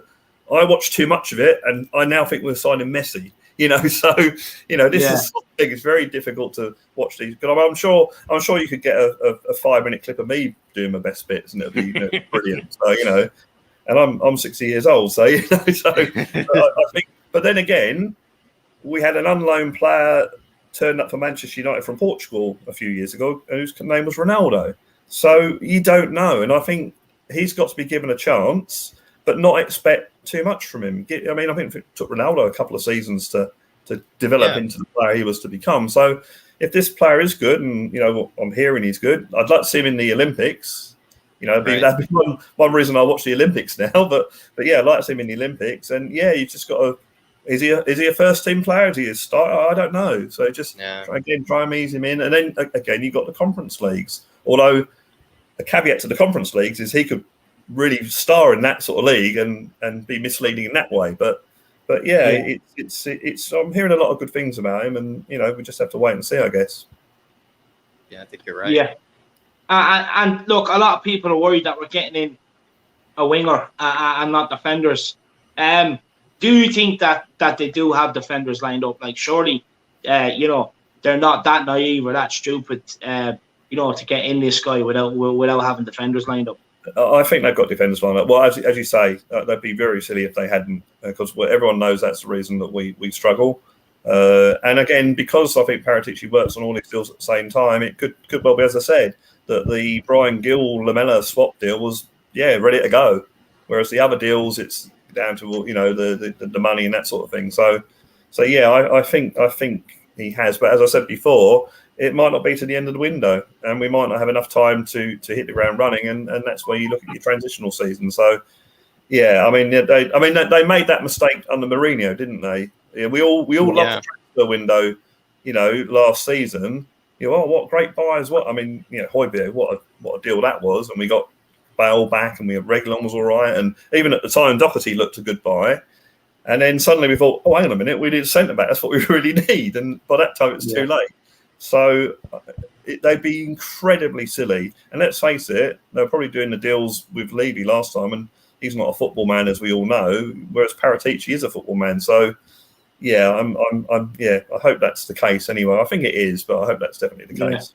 Me too. I just want to say to a man, a major, look, we're all behind the club 100%. Believe me, my man, I don't think we've said anything that why you think we aren't. And we're 100% behind the club. All we're doing is just discussing topics that's going on. Doesn't mean we're not behind Tottenham. We are, my man. Trust me. Sorry, Jack. Yeah, no, absolutely. I think even Brad Matthews says, I really enjoy your optimism as well coming into this, into this season. And maybe with the signing of Gollini, do you think maybe this is a decent, backup keeper? I kind of thought that, it was a bit scary to have Joe Hart as our, main backup goalkeeper. Do you think maybe with Gollini now coming in, this is maybe a bit more, we can rest easy now, knowing in case something were to happen to Lloris? Well, my knowledge of European football is not that brilliant, so I don't really know a lot about him. But from what I've read, this seems like a deal that's a no-brainer, really. He's on loan. I think Lloris will stay for his last year of his contract, and then they'll let him go on a free, because that's just out of respect for his what we've done for the club. And that gives you time to sort of train under Lloris and sort of he's 26, so he's quite a little bit experienced. And then, you gradually ease him into the team. Joe Hart, the best thing Joe Hart ever said was after the game, they interviewed him after the Orient game, and they said, what are you looking for this season? And he said, to show up. And I thought that was like the perfect answer. And that's probably the best thing he said. Yeah, Joe Hart's obviously, in the dressing room and that sort of thing. But at the end of the day, he's paid to be a goalkeeper. And, he's not a second-place goalkeeper. And as you say, if Lloris was to stay and then get injured, then, you're relying on Joe Hart, and I think his best years are behind him. I mean, he was very good when he was at Man City, and for England, very, very good. But if you're not, you don't play for Burnley reserves for nothing. No, but so, what I hear of Joe Hart, he's more like what Jordan Henderson is for England, one that organised the bingo nights and things like that, like what Jordan Henderson does for England. That's what Joe Hart does. I hear he's supposed to be a very good character, great fun in around the dressing room and organising nights like bingo and blind date, whatever it is they like to play in that England camp. Well, you also have. I mean, I thought, to be honest, I thought he could have made a better effort at saving the Orient goal, but I thought Alfie Whiteman looked okay on Saturday. He made a really good save, and maybe you could have him as a third choice. Have you Gollini as your second choice, become a first choice, and then have Alfie Whiteman as your backup keeper. You could maybe do it that way. So, I know he looks a bit like Jonathan Mudgate, Alfie Whiteman, doesn't he? Do you reckon? Yeah. You go back and look at Jonathan Mudgate and his hair and everything there, and then have a look at Alfie Whiteman. The similarities there. But look, Brad, last question for you, my man. Look, what's your expectations for this season? Well, as I said, I think we'll start slowly because we won't have the players signed in time, but we will get them. I think we will get the players, but we will have them in time. And then, as they're new players for a new club, probably in a new league, they will take time to bed in. We've got some very, very tough games in the first 5 or 6 games. So we might be in a position after 6 games where we're not, we've already lost ground. But as the season gets on and the players get used to Nuno's tactics, which, let's be fair, we don't really know what his tactics are going to be. They're now talking about him playing the back 4, whereas in the last fan show, I'm going, I'm going to play a back 3. Yeah, brilliant. That seems to have totally changed. So I think the season will pick up as we go on into the the last part of it. Hopefully we can have a decent cup run. The Conference League, I think, just go and win it. There's no reason why we shouldn't get out the group stage with our young players. But once you get to a knockout stage, then you go for it. And as I said, League Cup or FA Cup, it's luck of the draw. You never know. Oh, the one thing I will say is the players that we're getting in now. We've never heard of Bryan Gil, but then no one had really heard of Mahrez when he signed for Leicester. Absolutely. And they got him from a second division team. So, and look at the difference he made in their team that season. So one of the best players in the world, right? Exactly, yeah. So we're not going to be signing the superstars because we're basically not a Champions League. We're not even a Europa League team. So we're not going to be signing the superstars, but some of these players we might get could be the Mahrez effect and that sort of thing. So let's be hopeful. Let's be hopeful. Not expect too much, but let's hope at the end of the season we're looking forward to the following season. That's what I reckon. I'm absolutely loving the optimism, Brad. I'm loving it. Look, have you any songs prepared for the new season? I know you've done a version for England over the Euros. I'm expecting this to be a team now. I'm expecting one for Tottenham season. For the Carabao Cup. For the Conference League. I probably write a song about a broken relationship, and everyone will be expecting, it's about a girl, but no, it's about the football club I support. Let me down. time. Make one about Nuno's beard, maybe. Yeah. Nuno's beard we trust. There's no. You could be like that Irish guy that used to do it for Liverpool. He used to warm them up before the games and all that. That's what you can be. Absolutely love it, Brad. Look, Brad, my man, thank you so much for your time. I love listening to you when you come on, my man. Thank you so much for your time for coming on. I had to go click a like or click a like. Thanks, Brad. Exactly. Everybody, make sure you do click that like button, like that tells you to do. That's by order of the Flat Cap Army, the head general here himself, head honcho, the Irish Hotspur. Of course, Brad has his. Big up, Brad. But look, Brad, thank you so much, man, and we'll see you again soon. Love it. Okay, take care, guys. Class call, Brad. Class call. Big up. See you, Brad. Brad, an absolute legend, lads. Absolute legend. So insightful. I love having a discussion with him. Let's bring up a couple of comments here quickly. Premier Hotspur says, I think our season will depend on Kane's future because they came out of the team for next season. Then I think we'll be lucky to get 8 or 7 guys. To be honest, that's a great comment. That's a fair comment, Simon. Big yourself up. Everybody do get over and check out Premier Hotspur TV. Simon, it's good to see you and Matty back, my man. Big yourself up. Sue Smith says, I wish Levy would let them have a pre-season just for once. 100%. I fully agree. Stefan Blythe, I think we're going to surprise a few people next season. We've suffered enough anyway. Couldn't agree more. Love it, Stefan. Sayabonga Clement says, what happened to Hart? He is terrible. Yeah, he's just too much being organising bingo and stuff, my man. Silver Surfer, come on, you Spurs. Big up, Silver Surfer. Richard Egan says, sadly, guys, we got more Paulinhos than Salah's. Paulinhos than Salah's 100%. Couldn't agree more. Ellie says, click that like and like that Aaron or fan or like that aircon or fan on because it's getting hot. Exactly. You tell him, Ellie. You tell him. Ellie. John Dixon is bigging up Dane Scarlett as well. Look, guys, make sure you do keep smashing that like Brad told you to do. And why not send in a super chat or two to help support the channel? And keep getting your comments in the comment section. Oh, wrong button. Look, let's bring on the next guy. He's been waiting patiently. It is Chris, and then we have a special guest for you last, but not least, then it will be Bob Spur. But Chris, Shamu seems to be taking over the one-liners, my man. How do you feel about that? It's still early, Dave. Don't worry. It hasn't started yet. Don't worry. But I just want to start on a negative. Actually, that thing about Winks getting spat on, that for me, it didn't happen. It didn't happen. That's good. No. Because I'll tell you what, that's the one thing, Dave, I'll say. I do slate Winks a lot, yeah? But if any man ever spits on something, that's when it goes a bit too far. It shouldn't happen. And it definitely not happen. It shouldn't happen. No. Even if it's not true, that sort of thing in football doesn't belong there. So keep that away, please. Yeah, completely agree. Well said, Chris. Really well said.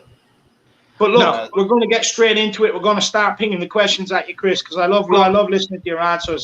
So first one is, and I'm really not sure I should be asking this one straight off the bat, but look, what do you make of some of the performance from the squad? More or less what we can take from the first half against Leighton, or maybe some of the senior players. What do you make? First question: why the hell is that Eric Diabolical still there? I thought he's supposed to be the leader. He's the captain. Maybe he's been whispering sweet nothings in Nuno's ear in Portuguese. Oh, hope not. Oh God, not again. I can't. You know what, Dave? I'll tell you what. Yeah. All jokes aside, I can't watch another series of Eric Diabolical. I'll just end up giving up watching the football. I will. I'll just go watch some non-league, my local team. Do you know what I mean? I can't do it. Dave, it hurts too much watching that guy put on a Tottenham shirt week in, week out, and just trying to head a ball, but he can't get off the ground. Yeah, Chris, I think the thing with Moon Boots though is that he kind of follows you wherever you go, though, Chris. So if you're going to be watching the non-league, you might be finding Moon Boots, in the non-league in just a few seasons as well. Maybe your local team, No, so they won't accept him up here in the northeast, Jack. They'll kick him back down south. They'll be like, nah, mate. Sorry, you can't come up here. You're banned. What do you make of Stevie Bergwijn's performance? There's nothing to say about it, really, is there? He's supposed to be a £27 million signing. He looked like a £3 million signing with no add-ons. Mm. I don't know what to say. Do you know what I'm saying? I don't know what to say, but He just looks like he's just lost the will. He just does like, just He sell looked me. like he didn't even know how to. He looked like he doesn't even know how to get past a Leighton Orient defender, Chris. I think he's put so much weight on, right? I think he's gone with Tanguy. He's going on Tanguy's levels, to be honest. It's bad. It is bad, man. Seriously, Bergwijn, I thought maybe under Nuno he might start to get a bit of his spark back, but it looks like that flame's well and truly been put out. Yeah. Look, one more senior player I want to ask you on is, look, Dele Alli for me, with the World Cup round the corner, if he has a good season, he'll definitely put himself in contention for the England squad, I think. But look, we've seen this time and time again, Chris, stuff going up on social media, rubbing themselves with baby oil and make it look like they're sweating a bit, get the right pose on. Honestly, I could sit here to Jack and go, right, Jack, rub me up with baby oil and then just sit here like this, like I'm ready to sprint, you know what I mean? And then caption it, I'm working hard. Look, I didn't really see anything of note. Chris, I'm sorry for giving people that mental image as well, Jack rubbing me up with baby oil. Trust me, it doesn't happen. But Chris, look, what do you make of that? Were you expecting him to kind of hit pre-season running, maybe be the stand-up player in that first half? Were you disappointed? Dele Marley? To be honest with you, I don't expect any different of Dele Marley no more, man. It's too much Instagram, He's like, you know what, yeah, I'll do my hair, man, make myself look good. But you know what? I'm still taking away from Tottenham. I don't give a shit about Tottenham. Oh, do you know what? I'm still on Instagram. Oh, who cares? That's what I see from Dele. Dele for the last 2 years for me is showing absolutely jack shit, if I'm being bluntly honest. Yeah. And what would you say to Stefan Blaise here? He says their fitness has gone. Chris, it's the first game of pre-season. It literally means nothing at all. Well, actually, Stefan, you're actually wrong on that, because pre-season gives you the manager to see what the players can actually do, whether it's Leighton Orient or Chelsea or Bayern Munich, Juventus, whoever. Those pre-seasons are important for the players' fitness levels, first of all, and to show the manager what they can actually do on the pitch. Not stand around like Joe Hart going on his little heads and shoulders adverts. Do you know what I'm saying? Jesus, come on. Think about it logically, yeah? These pre-seasons are more important than what people seem to make them out to be. Yeah. It's not... Chris, as well, I actually thought Alfie Whiteman actually even beat Joe Hart in the head and shoulders race in terms of the first game. Alfie Whiteman seemed to achieve, really good tan. He obviously had, the bun man, kind of action going on as well. He honestly might beat out Joe Hart for that head and shoulders third keeper position. Yeah, but Jack, at least Alfie Whiteman's sort of a decent goalkeeper. Joe Hart isn't. Do you know what I'm saying? He organises the bingo and the cricket and Jets room and stuff. Alfie Whiteman wouldn't get beaten from 50 yards. Joe Hart would. Fair point. Just a quick super chat here from Brad Matthews. He says, cheers, guys. Always a pleasure. Big up Ben, Ellie, Shamu, Chris, and Bob. Big yourself up, Brad. Absolutely love it when you come on, my man. Hope to see you on throughout the season as well. Big up, Brad, and thank you so much for the support. Everyone else feel free to help support the channel. But Chris, look, maybe let's get a few positives. Standout players in the first half, maybe Pat Scottsy, Niall John, Dane Mbappe. What's your thoughts? Oh, I really like Niall John. I actually do. He is absolute quality. He's a youngster. Patikosi, yeah, good player. Dane Scarlett, definitely. Keep him. Don't send him out on loan. He might be a good backup striker for Harry. You know what I'm saying? He might actually do pretty well when we actually need to come on, like that like super sub like Kane was when he first came into the senior squad. Exactly the same way Kane did. Yeah. Don't forget, Kane spent out time on loan at Leighton Orient, Millwall, and all these Leicester. He spent time on loan before he broke through to the first team squad. Dane Scarlett, I can see him doing the same. Mm-hmm. Yeah. And once he breaks through, he's going to be I think he's got a lot of potential to become world class. He just needs to keep his head below the clouds and just focus on what he's doing, and that's exactly what he's doing at the moment. Yeah. Don't be like Harry Winks, who thinks he's some superstar, because he certainly ain't. He's an England international, though, Chris. He is. What, 4 years ago? What? When he had a good 6 months? You mean when he actually did all right? But then he thought he's some sort of Iniesta wannabe. You know what I mean? No. Winks ain't an England international. He's an England reject international. Look, on Harry Winks, though, in all seriousness, though, Chris. Look, everyone knows my opinions on Harry Winks, but look, a lot of the argument is with Harry Winks is that he is technically gifted and he will grow into being a good player. Maybe he does lack on the industrial side of the game, and probably does need to bulk up to be able to, cope with the physicality, but not be afraid to get hit, but also start throwing in a few hits. What do you say on that, Chris? If he did bulk up and he was more industrious, do you think maybe he could push and be in our starting 11? No, he ain't good enough. Technically, he's not good for me. He first of all, he needs to learn how to pass the ball forward. That I bet he nearly had a fucking panic attack when he put that ball forward. You know what I mean? Come on, man. That was the first time in about 6 years he's actually put the ball forward. And he's like, he was celebrating like he scored a goal. I'm like, you only put the ball forward, mate. You know what I mean? Come on. No, for me, Harry Winks, he's not good enough for Tottenham. He's not, to be honest with you, I don't even think he's good enough for the Premiership. Maybe Championship, he might be his level. You don't think he'll be getting, the call-ups maybe after Spurs? You don't think he'll be getting the loan moves to, Napoli or Barcelona, Real Madrid? They won't be interested in, finding him? No, Jack, it'd be Stevenage or Luton Town. Interesting. Yeah, interesting. Look, moving on from Harry Winks. Look, Jack, let's ask Chris about the transfers, my man. Take it away. Yeah, absolutely. Yeah, Chris, if you had the chance maybe to, look up anything on Bryan Gil, like if you've seen the YouTube compilation, what do you make of the lad? I had a look at him today. I was quite surprised by that transfer because it was a bit of one out of the blue. And you know what? I actually did have a quick look at him, and I think he's looking quite good. One for the future, definitely. He's quite. I might have to watch him I don't like the Olympics normally, but I might have to watch it just to see what he's like. But I've seen the compilation videos, and he looks quite a sturdy little player. But saying that, we saw that with Gio when we signed him. Before that, everybody watched the videos on Gio. That's also exactly the same thing. So time will tell with him. Yeah. Definitely. Don't get me wrong. I am a little gutted that Lamela might be leaving off here. I actually quite like Lamela. I ain't got nothing against the guy because at least with him, he shows more on the pitch when he actually does than what a lot of these Deadwoods have. The likes of Slosoko, the likes of Stings, the likes of even Bergwijn, Aurier. Lamela, when he actually plays, he shows more than what they do. Yeah. And at least he has a little bit of a temperament where he's got a bit of shithousery around him. What does Winks do? Go to a player and sniff a man's hair? Come on.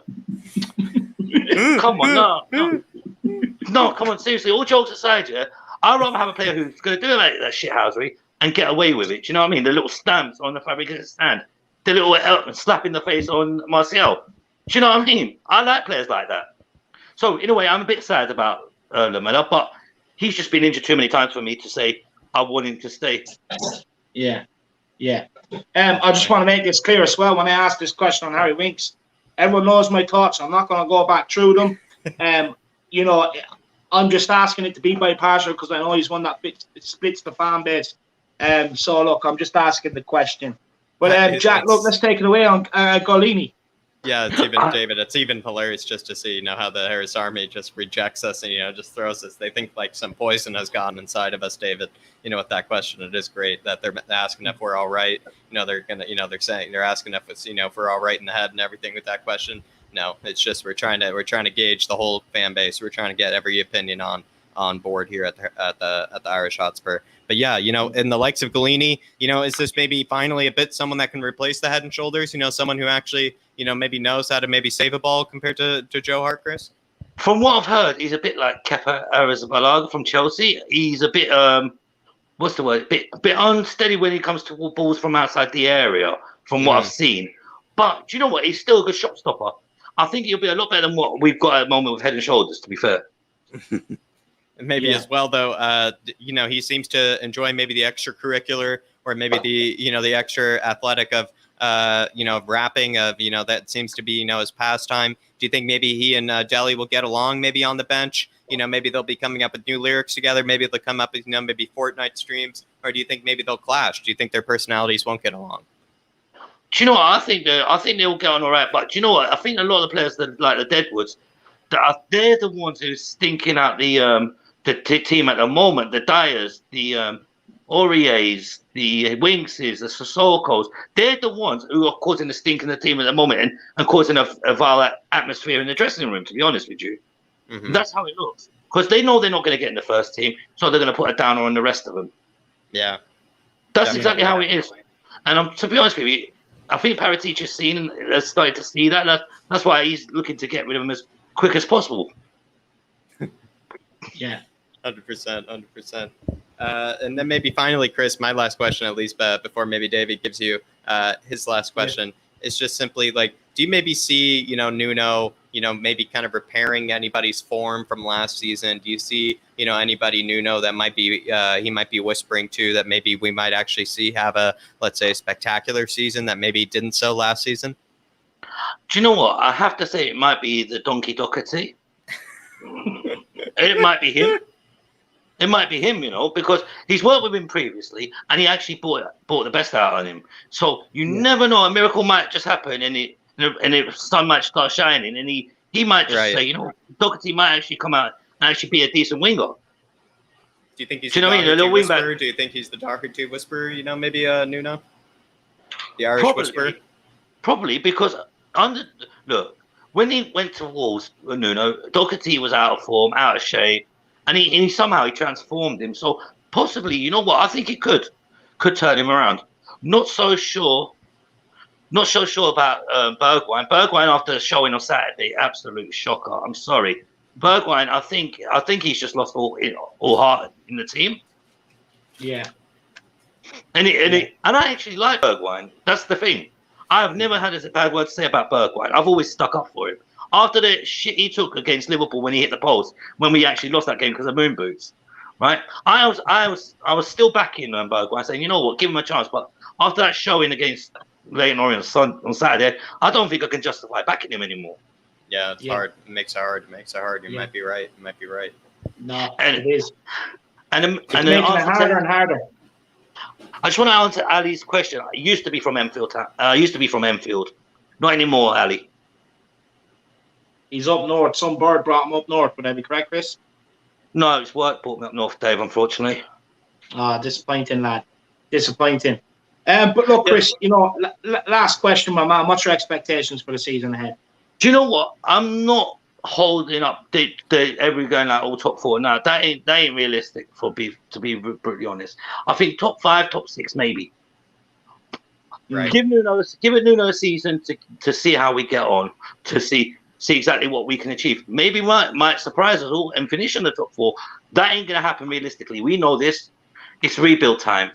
It's knock the building down and restart it with the new footings. Let's see what happens. Well, Levy is a property developer. Maybe we have the right man in charge, Chris. Oh, don't get me started on Levy. It's too late in the evening. I'm too hot. It's too hot to start on Levy tonight. That guy, as long as he just keeps out of the football side, which he's doing at the moment, letting Paratici do what he's doing, I'm happy with that. If Levy starts sticking his nose in, we're going to end up with 0 signings. I think it's, Levy's just enjoying that vacation that maybe Paratici's paying for, maybe right now. Maybe Paratici just told him, listen, go on a vacation right now. And Paratici just knows, he has to get all the signings, done in this window while, Levy and Lewis are giving each other back rubs, in the Caribbean. Hopefully Levy's fallen off Lewis's boat somewhere in the Atlantic somewhere. And just left him out to float somewhere nowhere near the club. The Bermuda Triangle. No, that's too near. Somewhere further than that, Jack. No, seriously. As long as Levy keeps out of the football side of it and lets Paratici do his job, I think we'll be all right with some signings. They were like the one today when you come up with Bryan Gil, which was out of the blue. That's not bad. But the thing is, I don't see us needing wingers. We need some centre backs to replace Moon Boots and Alderweireld. We do. Because we got Roldan there. That's a good start. Because he's after the Euros, I have to admit, he did impress me quite a bit. Alderweireld, he's now just thinking, I just want to move on. Moon Boots, not again. Not another season of I'm a centre back when you're not. Do you know what I mean? Not again. Not again. We can't, Dave, because if we do, we're going to end up 15th.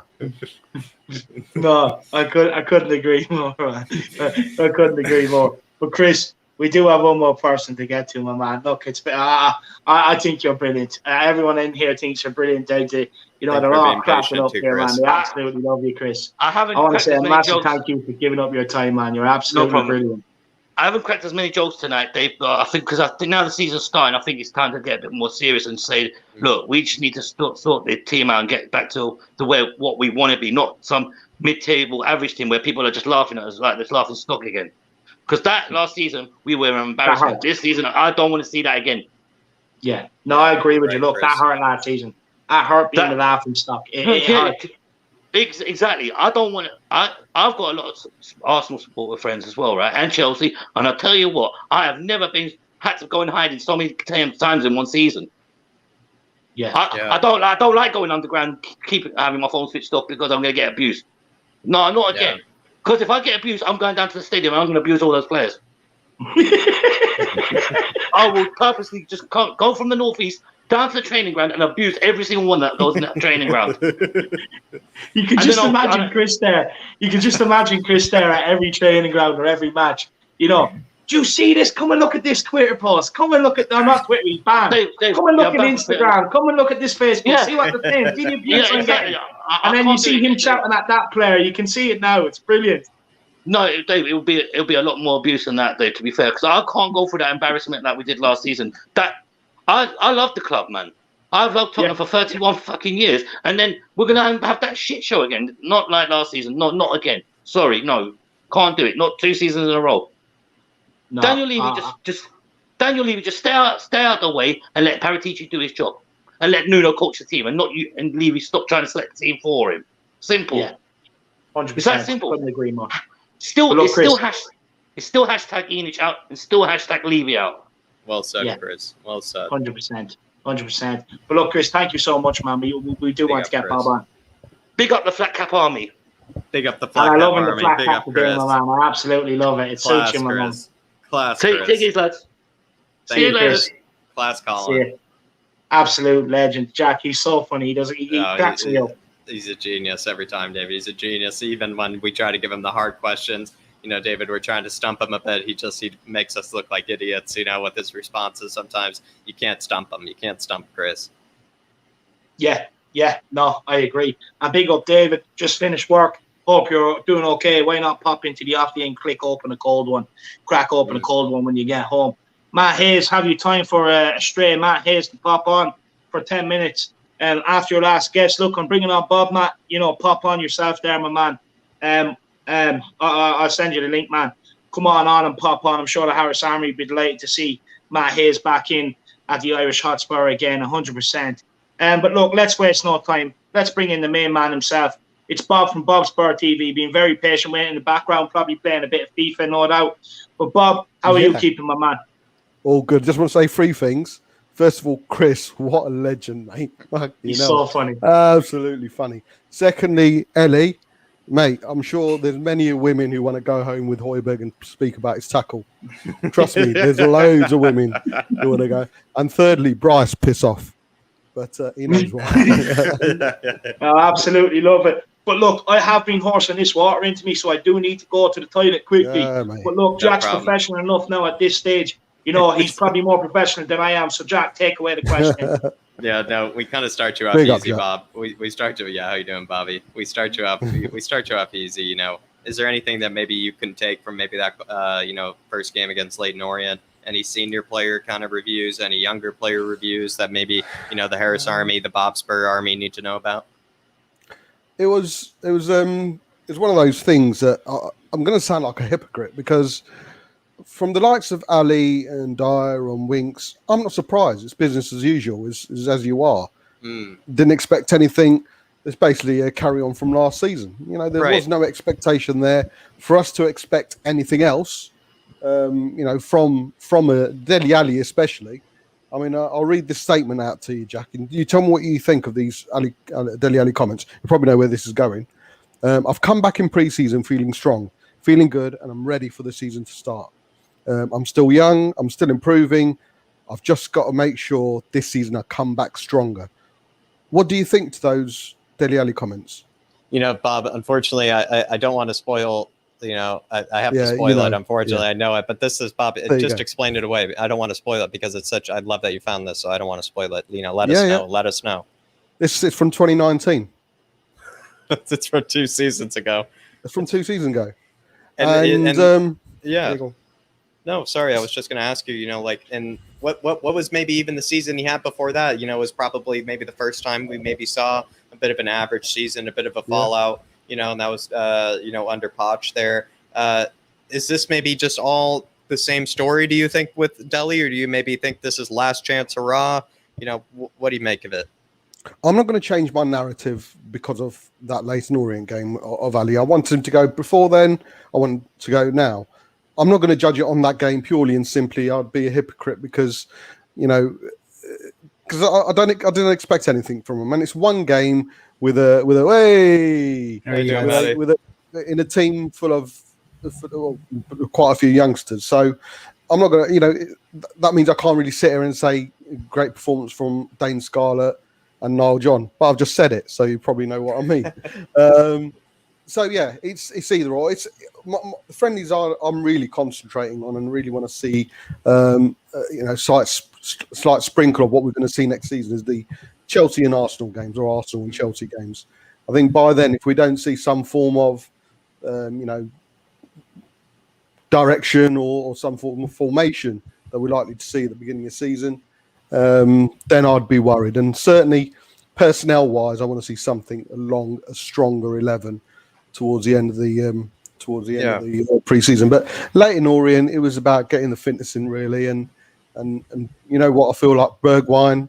I still feel the same about Bergwijn. It's a wait and see kind of game. 100% agree, Bob. And maybe if I just to sum up what you said, and let me know if I got any of this wrong. You kind of were saying like it's not really a game you read too much into, but then again, it's not like maybe any of your narrative regarding Dele, Winks, whatever players, is necessarily going to change by a game like this. It's maybe, Go on. I mean, if they had a really good game, Jack, let's be honest. If Ali had a fantastic game, we would have sat here and say, "Oh, it's only Leyton Orient." That is the truth, So we can't really judge it, mate. In my opinion, anyway. Good point. We can't really judge it. If any of the first teams had a really good game, it would have been nice. Only Leyton Orient. The fact that they were shit last season, they carried on playing shit. Really, is it a surprise? No, it's as you were. Brilliant. Brilliant answer, Bob. Maddie, it's an honor to have you. Thanks for joining us. You've had a very busy day. I'm imagining, it's quite ridiculous. It's quite ridiculous to have, Fabrizio Romano, maybe, mentioning Spurs this much in one day, you might say. I will say just a little nook and cranny maybe I took from that really, excellent episode you had with, for the Euro expert today. He likened, Gollini to being, with Kepa, and I don't know very much about Gollini, and so I was very, very scared by that reference. What did you make of that? Did you think it was, maybe a bit true, maybe dramatic to scare us Spurs fans? What did you make of it? I was surprised, to be honest, and I think David wants me to answer that question there from John. Hopefully he'll be back on before the end of the transfer window, but I can't confirm that just yet. But I was shocked when he likened Gollini to Kepa, but I 100% trust his opinion, and I probably trust his opinion more than I trust my own on that. But like in contrast, when Romano was on yesterday, he was saying he's been one of the best goalkeepers in Serie A in the last couple of seasons. So I suppose it depends on what kind of values you look for in a keeper and what kind of traits you think are the best. His shot stopping abilities are potentially questionable with just over 60% save rate, but then his distribution and his keeper sweeper ability are much better than Hugo Lloris. So I mean, you have to pick and choose exactly what you want, and it seems as though the traits that he has are the traits that Hugo Lloris lacks, which may not be a coincidence within Tottenham's recruitment for a new goalkeeper. But look, it's a deal that looks like it's going to get done, so we may as well get excited and look forward to it. Whether or not he's going to be our first choice goalkeeper, I think is unsure. What my personal opinion on it is, with the option to buy in that contract, with the potential to become obligation, because it's 20 games, and we also have an option for a second season in the loan deal. I'm thinking maybe they're not sure he will make 20 appearances this season, and maybe just giving themselves the option to push it out to 2 seasons if they do want him to get to those 20 appearances. So there's a lot of nooks and crannies that you can go through and a lot of different things that you can take from all that. Okay. But the comparison to Kepa really, really scared me. I won't lie to you. Matt, do you think the fact is, if he comes in, my views on all this. But if It's he in your name, comes though, if he comes in, mate, do you think we're overlooking the fact that he's coming from a Champions League team and quite happy to come in as a number 2, or does the fact that we have got that clause in there for 20 appearance clause in there say to you that he will definitely be a number 2? I just find it hard to understand why he'd accept to come to a club known full well he'd be a number 2. Is his international place at a risk as well? Then do you not think that he could be eyeing that number 1 shirt, especially with Hugo Lloris having 1 year left in his contract and not knowing what his future holds? I think he may feel he's more likely to get that number 1 spot with Spurs than he is with Atalanta, because Atalanta have recently invested in a new goalkeeper in Juan Musso, who they brought in from Udinese, and there's a few different factors why Gollini may not be the number 1 choice there. The main one is he has a few would say disagreements with the board and with the manager and Gasperini. And the second is even last season, I think Musso was still at Udinese last season. I just looked that up to be sure. Yeah, so Atalanta have only just signed Musso now. And even last season, when Gollini was definitely the best goalkeeper at Atalanta, he still made only about 26 appearances in the league without picking up any injuries or suspensions. So perhaps he wasn't even fully trusted there last season. So he may have been told, look, we're getting in Musso. He's number 1. Do what you want. And maybe move away is the best choice for him. And like you mentioned there, with Lloris potentially coming towards the end of his time at Spurs, there is maybe the chance for him to become the number 1 at Spurs. And I don't think that'll be this season. I'd be absolutely shocked, even if it is towards the end of the season. I think it could be a very gradual thing. If he ever does become our number 1. But what I will say as well is him falling out with the board, there's a little bit of a trend there. That's the main reason why he left Aston Villa when he joined them in the Championship, was a bit of a disagreement with the manager at the time there. I forget who it was, but he was then replaced by Sam Johnston, the current West Brom goalkeeper, replaced by him at West Brom, and he moved on to Atalanta, where he has been very good since then. I mean, only last season, Inter Milan and Roma wanted to bring him in, and they were willing to pay up to 35 million euro for him, and Atalanta didn't want to let him go for that price. So the fact that we're getting him at 15 million, I think says a lot about how he's fallen down the pecking order at Atalanta, but I still think we need to take note of the quality that he has shown since he went there initially on loan in 2017.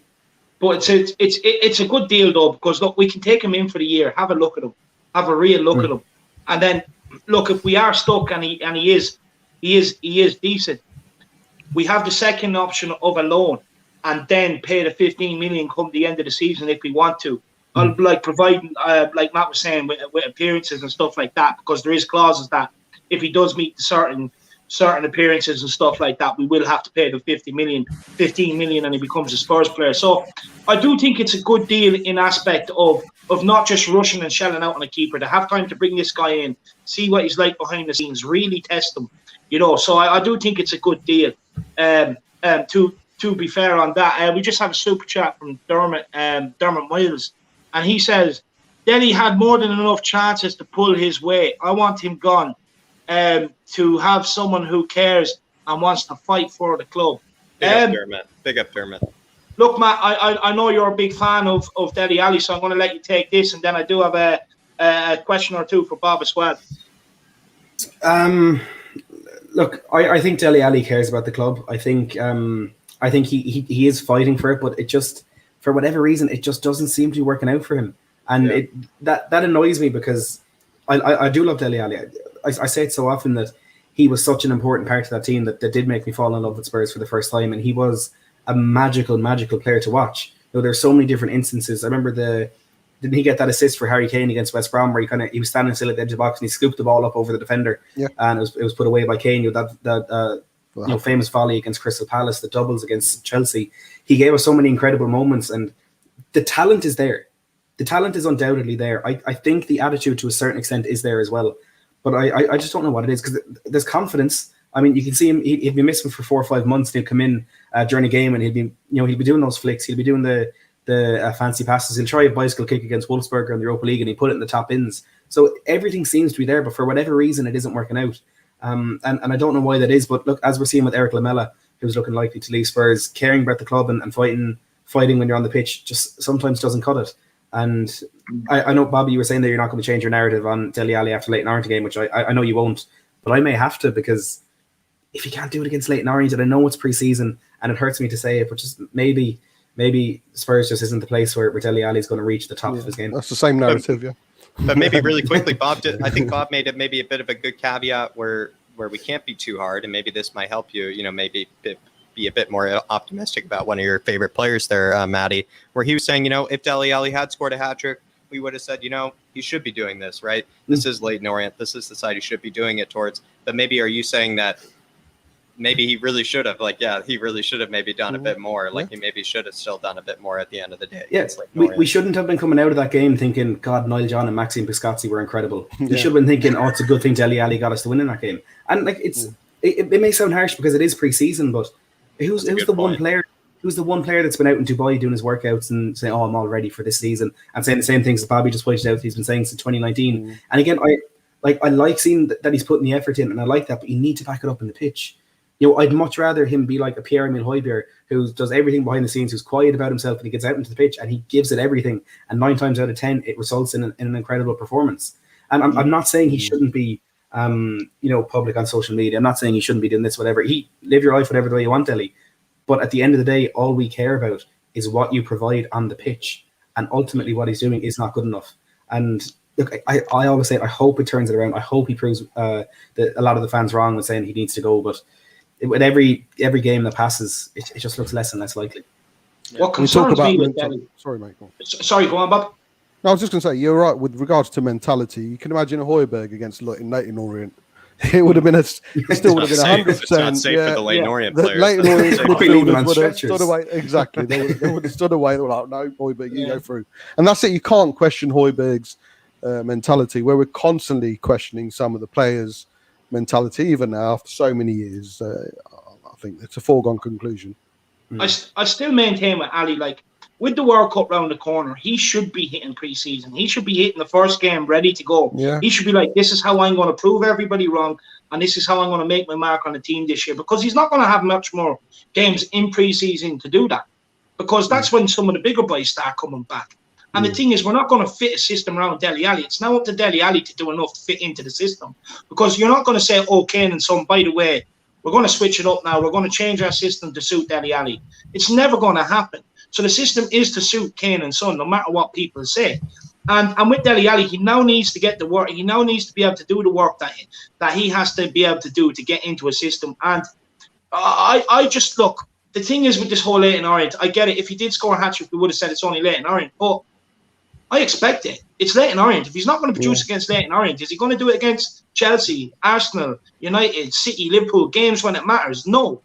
And look, you can't really take too much away from it. I get it. But one thing you can take away is some of the mentality of them senior players. Like Matty said, definitely. Like I alluded to after the game on your channel, Bob, there's no way some of these youngsters should be looking like the more experienced players out there, the better players. There's no way it should happen. If they can come into pre-season ready, why can't Dele? Why can't Winks? Why can't Dyer? Why can't Stephen Bergwijn? Opportunity lost. That's my point too. It's down to mentality. It's like, sure, it's only pre-season, lads. Where it's like, where's your hunger? Where's your desire? Do you realise your career is going down the pan? Where's your urgency? And that's what annoys me with Dele Alli. But look, enough on Dele Alli. I do want to ask you, Bob. Just one thing. Yeah, sorry, go on. I had an Arsenal fan ask me today, saying, "Do you think is it right if I'm assuming that Dele Alli has been poor for you as long as he was good for you?" Yeah, that's a fair statement. I think it's right, and I was like, "Yeah, you're probably right. He's been poor for us as long as he was good for us." But I suppose that sums it all up, mate. Can I just make one point there on a comment, Dave? Don't mind. Jake Keaveney made a good point saying Dele was played too deep against Leyton Orient. And there's two things I want to say in that.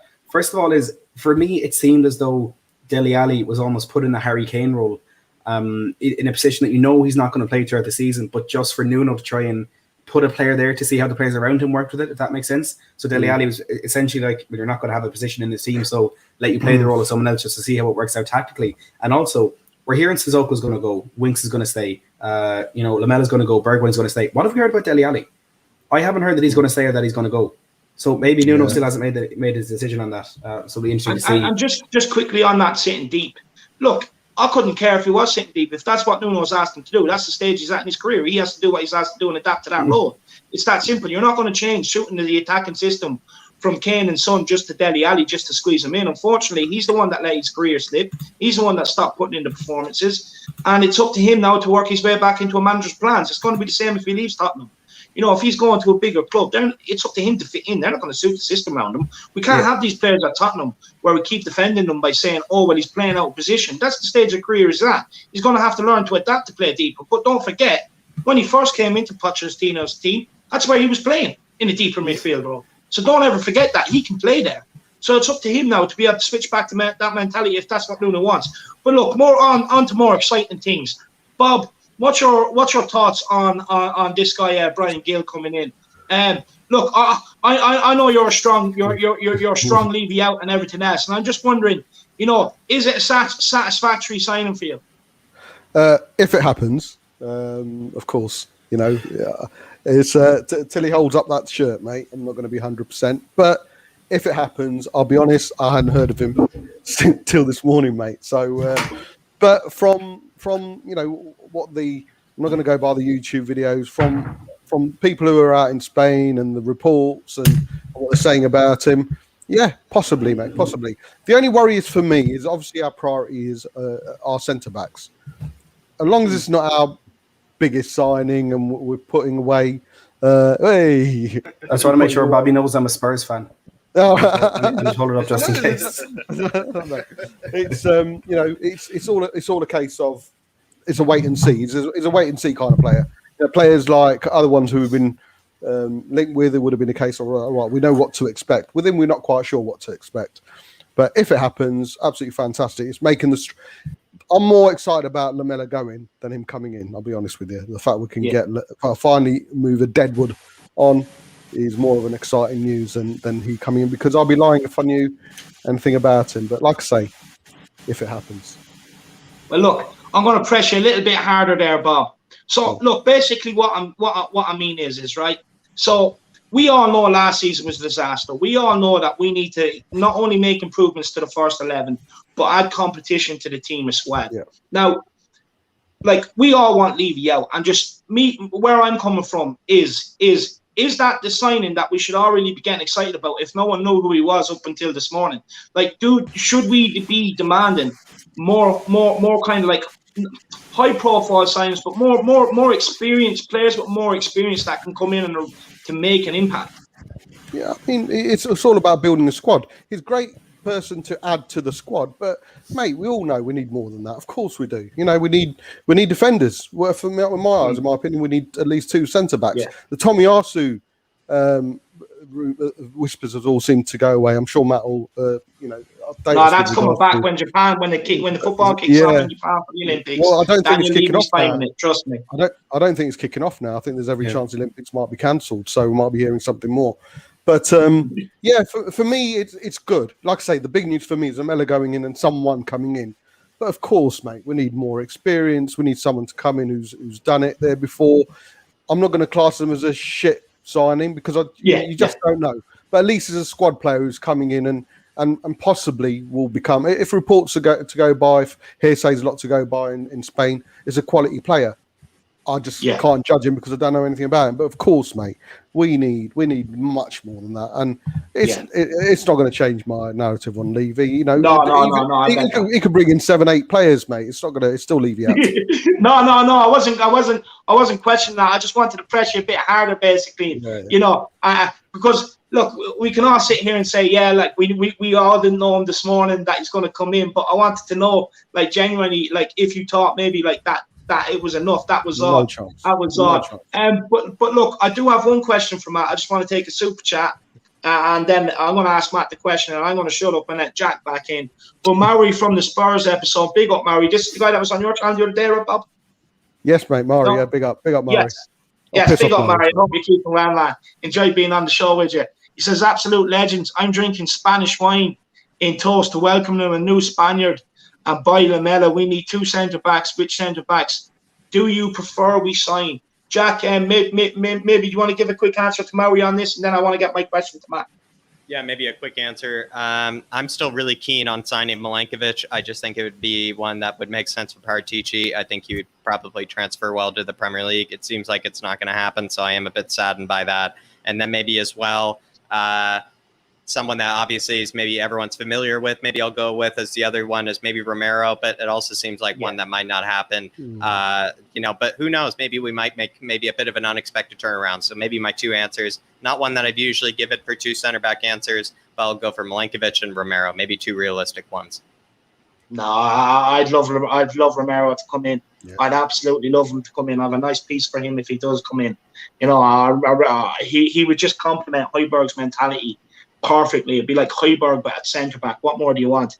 Big up Maui for the super chat and for the support for the channel. Everyone else, feel free to get the super chats in and keep helping support the channel. Simon's back again. He says, guys, do we think we are spending the Kane exit money before he goes, like we did with Bale's money? Simon, I'm going to hold on to that question. We'll get that one across, man. But I do want to get my question to Jack before I forget about it, because we all know I do have a bit of a, or to Matty, because we all know I do have a bit of a brain fart sometimes. So look, Matty, this guy Gil from Sevilla, I know you're super excited, but look, I am too. But sometimes I just have this feeling about it that we've been down that road with like Jack Clark, Ryan Sessegnon, and stuff like that. Are you worried about that with this guy?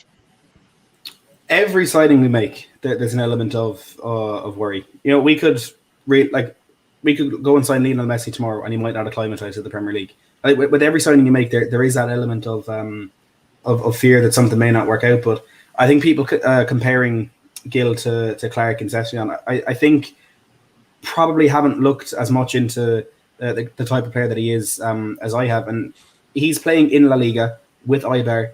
He's had a few appearances with Sevilla as well. And Barcelona and Real Madrid want him. I think that's the biggest. Do you not think that's similar to Sessegnon? He was playing for Fulham. Jack Clark was playing for Leeds, and they didn't really have, like, bar Sessegnon, they didn't really have that much football before Spurs signed him either. Oh, no, Gil in the next year or two isn't going to be a starting player for us. He's not going to be anywhere near, well, he'll be near the first team, but he won't be a consistent feature within that team. And I was reading an analysis of him on BreakingTheLines.com from only a few months ago, and they made the point that he probably needs to get a bit more football behind him to get to that level. But there's nothing to say that Spurs won't loan him out next season. Then you could question why spend so much money on a player that's not going straight into your team. But the comparisons that are being put on Bryan Gil and the praise that's been leveled against towards him is absolutely immense. Like, he's been likened to Johan Cruyff. Your website on my channel a while ago likened him to Eden Hazard. He really has been put up there alongside the biggest names. Now, I think Bobby made the best comparison with Howard Wolowitz, but as a footballer, there's so much excitement there, and he will, in the long term, be an incredible player for us, and in the short term, he'll offer us something as well. Now, we are losing something in Eric Lamela, in that tenacity and that kind of determination on the pitch, and what we're gaining in Gil instead of him is a bit more technical ability, but he also has that tenacity, and there's just some things about him that you don't quite often see, and the main one is he's a left-footed player who plays on the left. You may not realize it, but that doesn't happen very often. If you think of the best left-footed players that you've seen on the wing in the last 10, 15, 20 years, Ian Robin is the first one that crops up. Yeah. He's a right-sided player. Lionel Messi, more often than not, plays off the right. Even Bale. Yeah, even Bale as well. Even in the Premier League at the moment, you've Mason Greenwood, you've Nicola Pepe. Yeah. Left-sided players play on the right, but he has that ability to play on the left, which is just something a little bit different. Now, personally, I think he will play on the right if he does come to Spurs, because we've Son on the left. I think inverted wingers just make more sense, especially with the attacking fullbacks that you're seeing at Tottenham. But there's always going to be a fear, and there's always going to be a chance of things not working out. But you do. Does that worry you? Well. Does that worry you? The fact he's young, he's bought for that. He always plays down the left, and we're asking him to adapt straight away into a really strong Premier League. Doesn't that worry you a bit? If we sign him, of course. When we sign him, I think you meant there, Bobby. Joe, I'm going to Photoshop a picture of Howard Wolowitz holding the Spurs jersey, and you'll be convinced. There is an element of concern with that, but I don't think Tottenham will rush his development. I think they will, give him the time that he needs. And Fabio Paratici, I think, is a bit experienced with that sort of thing. And it's not just the lack of experience playing on the right that he's lacking from his game. Physically, he's not all that. His decision making with runs at times as well leaves a lot to be desired. So there's a lot within his game to work on. And I think all those things will kind of gel together and all come together. And eventually, when he does get into that first team, there could be a lot of talent there. And I just want to mention as well, David, the question you asked about, you asked Bobby last. I think always there's going to be an element of disappointment when you sign a player that you haven't heard of. Now, the reaction on Twitter today was either Tottenham fans turning into owls and everyone's going, who? Or the people who did know about him, it was absolute ecstasy. And the excitement was incredible. If people who have heard of this player know how good a signing this could be for Spurs. And I, this morning, I hadn't even heard of him, I'll be honest. But having looked into him, researched him, talked about him, I know a lot more and I am excited about it. But even then, I think it's enough for us that a man who has been at Juventus for 11 years has led them to 9 Scudettos, has made some of the most incredible signings that we've seen in the last decade in world football. The fact that this man used one of his most famous, most renowned tactics to get this deal done, I think shows just how much he wanted it to happen and just how much this actually meant him to bring Bryan Gil into Spurs. And that for me is enough. Do you not think that we should be buying for the here and now and not for the future? We considering the position we're in with the team. Who's going to say we're not going to do that as well? We're, like you said a while ago, we probably have defenders lined up because we're making the signing for Bryan Gil. We still have Musa Sissoko, Davinson Sanchez, hopefully Harry Winks, a few other players as well to get rid of, and that money will then come in. And there is going to be some money there to put towards players, not 100, 150, 200 million, not that much, but there will be other money to put towards players. I don't for a second believe that Tottenham would make the signing knowing it could lead to financial issues of signing other players and knowing it could cause issues in other pitches, in other positions. I do think there will be signings made for the here and now, but when you're in the position that we're in, there needs to be a project and there needs to be some sort of long-term vision, because if you're a player coming into Spurs and you see us signing, maybe it's not the exact thing what we're doing, maybe a 27-year-old centre-back, a 28-year-old midfielder, a 26-year-old winger, you're seeing the vision at the club is very short-term, and you're not going to want to go there if you want a club that you can maybe go and finish your career with, or a club that you can see yourself winning trophies with 4 or 5 years down the line. So there does need to be that balance of players that can help right now and players who can help us in 3-4 years' time. And I think Bryan Gil will have an element of fitting both of those brackets, but you need to balance it out, and you can't just simply go for, in my opinion, you can't just simply deal in the here and now. There needs to be some sort of long-term project. Yeah, no, I get what you're saying. Just for me, I just think with the position we're in right now and with what we've seen last season, I do think we should be concentrating on the here and now, because the way I see it is that, look, United brought in Jadon Sancho, probably going to bring in Varane, there'll probably be another 1 or 2 there. City will improve, will bring in players. Chelsea are trying to do big things in the market. Liverpool will probably get a couple. Then you have the likes of Leeds who'll be looking at a Europa Cup spot. Aston Villa will sign players.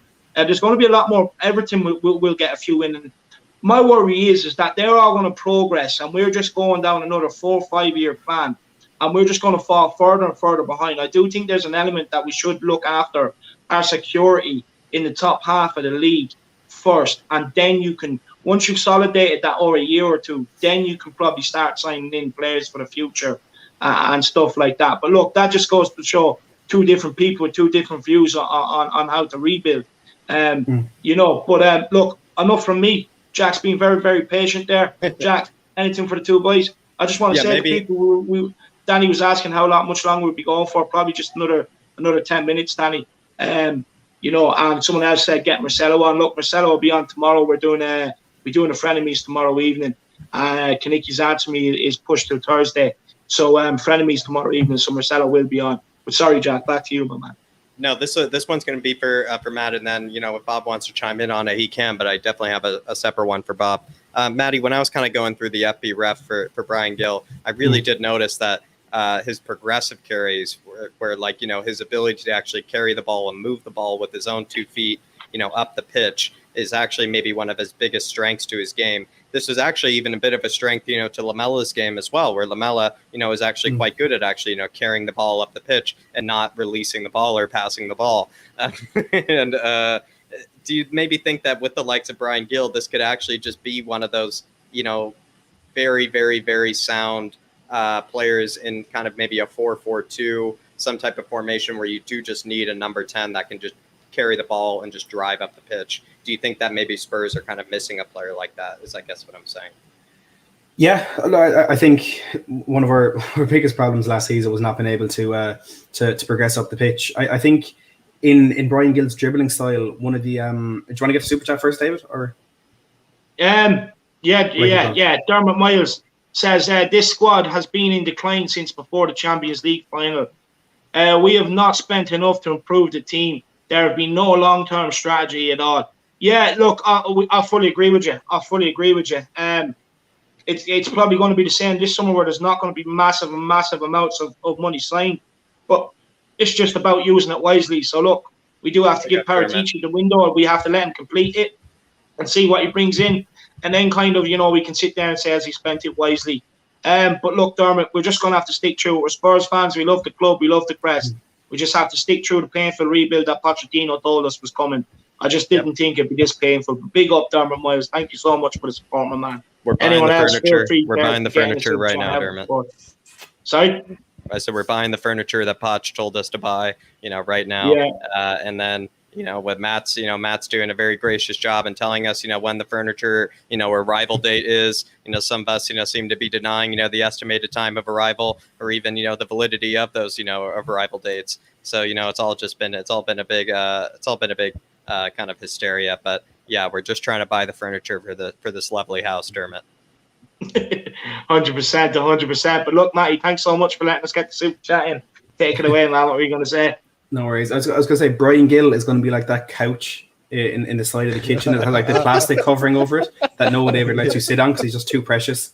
But yeah, look, his dribbling style I think can be likened very much to Tanguy and Dembele without the physical, the sheer like specimen of a physical man that Dembele is. He's goes on these incredible mazy runs, and it's that low center of gravity that he can use to change direction really quickly. And maybe that's something that Lamela is kind of lacking within his dribbling ability. That that being able to turn his direction in the blink of an eye, and maybe just confidence as well could be an issue for Lamela. And there is a concern, of course, of Gil kind of going down a similar path. It all depends on how he does adapt to the Premier League. But I would hope that we're not in a situation next season where we need someone to carry us up the pitch time and time again. I hope when he does get on the ball, when he gets possession, it will be high up the pitch already, and maybe beat one or two men and then get across into the box, which is something that he really thrives in. And yeah, watch along tomorrow. And we would lose an element to that with him being on the right hand side, but of course he can cut in his left. And that's what Ibar played last season, and that's where Gil thrived. And if we're hearing these reports of Danny Ings Spurs wanting to bring Danny Ings in to partner Harry Kane up front, well, it was a two-man front line that Gil was swinging the ball into time and time again last season. He got his 3 assists. He had some of the best crossing stats in Europe. He had, he does lose the ball a bit too often. I think it's 2.5 times per 90. But when he does get down to that byline, when he does get the chance to swing in with his left foot, it is absolutely incredible. And the fact that he just has... I'm sorry? No, I was just going to say, and do you remember, maybe you kind of brought up earlier how, like, a lot of left-footed players are kind of inverted, put it on the right side. Do you maybe think with that his comfort on the left side, do you think that's kind of maybe similar to maybe what Dwight McNeil maybe has at Burnley, where Dwight McNeil is kind of a comfortable left mid player? Do you maybe think that kind of Bryan Gil might, maybe for a bit of reference for people might not know about him, that might be a bit similar? Does he have some of that Dwight McNeil kind of quality? Yeah, look, I mean, players who develop in certain positions, you're obviously going to have a bit more comfort and a bit more ability out there. But there's just something about Bryan Gil. He just seems so versatile. Like I think in a similar way to Lucas Moore, he could fit in a number 10 as well, and he could be that central player who can pop up between the lines and just cause so many problems for the opposition defense. The only thing I'd be concerned about with him playing on the left hand side for Spurs, because again, it's so rare and it is such an old fashioned thing for a left footed winger to play on the left. I just don't want to see us in a position where our 2 best crossers of a ball, potentially in Bryan Gil and Sergio Reguilon, just constantly getting each other's way. Because if you're Bryan Gil and you're facing up a defender on the left-hand side and Reguilon is bombing down, he's outside you, as he has done all the way throughout the season. If a right back or a right winger, whoever it is, tracks Sergio Reguilon, and then Bryan Gil tries to turn into that space that Reguilon has himself run into to put the ball into the box, all of a sudden there's a man standing there to stop him.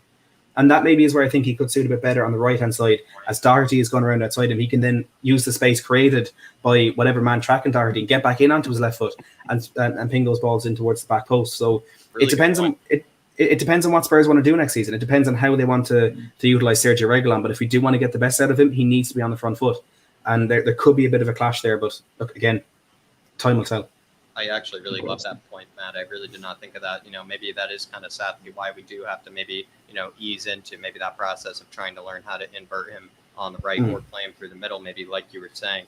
Bob, what do you maybe see Nuno? A lot of these players, I feel like they started off, last season very strong, and then a lot of them really finished it, in almost the opposite form that they started it in. Do you really maybe see any of these players maybe having a complete resurgence, right from the get-go, right from the mark under Nuno?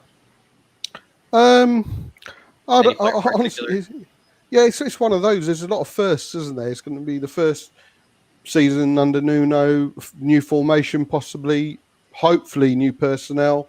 We just don't know. I think towards the end of last season, our lack of strength in the squad kind of showed through. Reglan was just knackered towards the end. A bit of a coincidence. His form went downhill after that. After the present from the ham present from Jose, I think it's just a coincidence. But it's one of those things we just don't know. We don't know how Nuno's going to set up. We don't know what the personnel is going to be. If he's going to start with a back three or a back four. I think Ben from We Are Tottenham TV's is spot on when he says he's going to adapt from a back four to a back five, depending on who we play. So we're hoping for a fresh start to the season. We're hoping everyone's zoned into what Nuno really wants to do. Everyone keeps on saying he wants to play attacking a blend of football. So it is just like the players, new personnel, hopefully, and the manager. It's a wait and see. Let's wait and see how it goes. The fact we've got a tough start obviously adds to the challenge. Yeah. Good answer. And look, last question. I'll give it to each of you. Maybe end on Jack. I'm not going to share my thoughts on this. But Bob, Harry Kane. Do you think we are kind of spending the money before Harry Kane goes? What do you think? I did ask the question earlier on Will Stewart's channel, but that was just more to find out their views. I don't think he's going, mate. I think there's too short a time now between now and the start of the season. He's still not back officially at training yet. He's still got a few days off. No, but the biggest thing is A, the ball's in our court, regardless. Mm-hmm. And B, I don't think anyone's really got the 150 million that's said to be what Levy's asking for. So A, Levy can price him out the market, and B, like I say, I don't think there's time to get such a big transfer through, regardless of what Josh says. Yeah, no, I'm not taking anything what Josh says. I can't. Not when it comes to Harry Kane. Can't do it. Sorry, Josh. Love you, but no, you're talking waffle. There's something in those samosas. Yeah, that's it. There's something in those samosas, Joshy boy. But look, Matty, same question to you, man. What's your thoughts? Do you think so? It could be like when we done it with Gareth. My thoughts are it's going to be absolutely beautiful when Harry Kane lifts that golden boot in a Spurs jersey at the end of next season again. It's written in the stars. It's going to happen. He may get his move next summer, and so be it. But Harry Kane isn't going anywhere. And look, one of the reasons why I say that is because I'm just so sure that he will stay at Spurs because he can't leave. He's tied himself into this long-term contract. And the other reason I'd say we're not spending the Kane money before he's gone is because that would take some sort of business acumen from Daniel Levy, and I just don't think that's realistic. Yeah, no, that's fair enough. Good answer. And Jacko, suppose we'll let you answer one question today. What's your thoughts? No, David, there's no way I can believe that. If I'm going to answer any of these questions, that's the one I'm going to put my foot down absolutely on.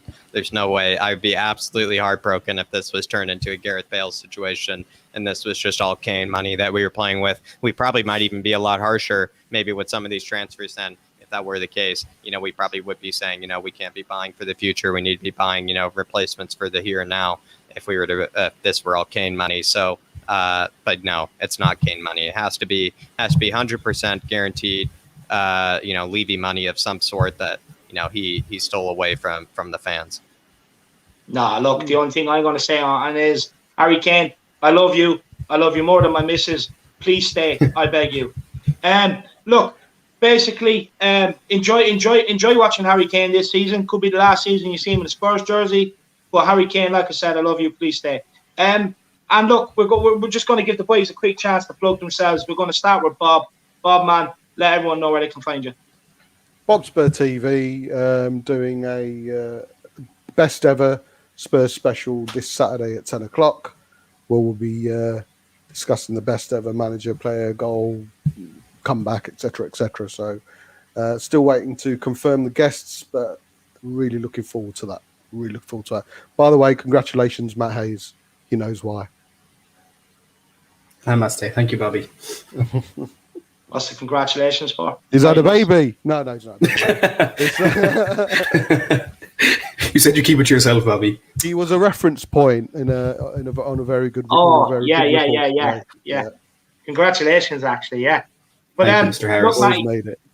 everyone on my channel has probably come over from your channel. But look, why don't you plug yourself to your own followers? when you put it like that, look, if you want to catch me, I'm not at Bryan Gil as Ben Cristiano Ronaldo. That's not my channel name. I'm Matt Hayes Tottenham blog. I'm currently 100 subscribers off 10,000. Which no, you're not. You made it. I think you've made it. No, I haven't, Bob. Don't crush my dreams. No. Why you do this to me? I think Kirst just confirmed that you've made 10k. Have I? No. Oh, she said, have I made 10k? I'm about 100 off. Oh, right. I'm 104 off as we talk. So I appreciate it if anyone who could bring me support. Just hit 2k on Twitter as well, which is a nice little milestone. But the main place you need to subscribe is here at the Irish Hotspur. You know, he brings you some of the best content on YouTube. Make sure to subscribe to Hotspur TV as well. He's on the road to 1k. He deserves it as well. So definitely go and show the two of those your love. And follow Jack on Twitter because he won't get a YouTube channel for some reason. No, look, Jack, plug yourself, my man. David, you can find me here alongside David, at the Irish Hotspur. David and I, we're going to be coming up with a channel for myself here, in the future. It's going to be a bit of an extension, of the Flat Cap Army. But yeah, it's all in the works, in the future. It's all coming a bit slowly, but it's going to come hot and heavy, right away, and it's going to take over the internet.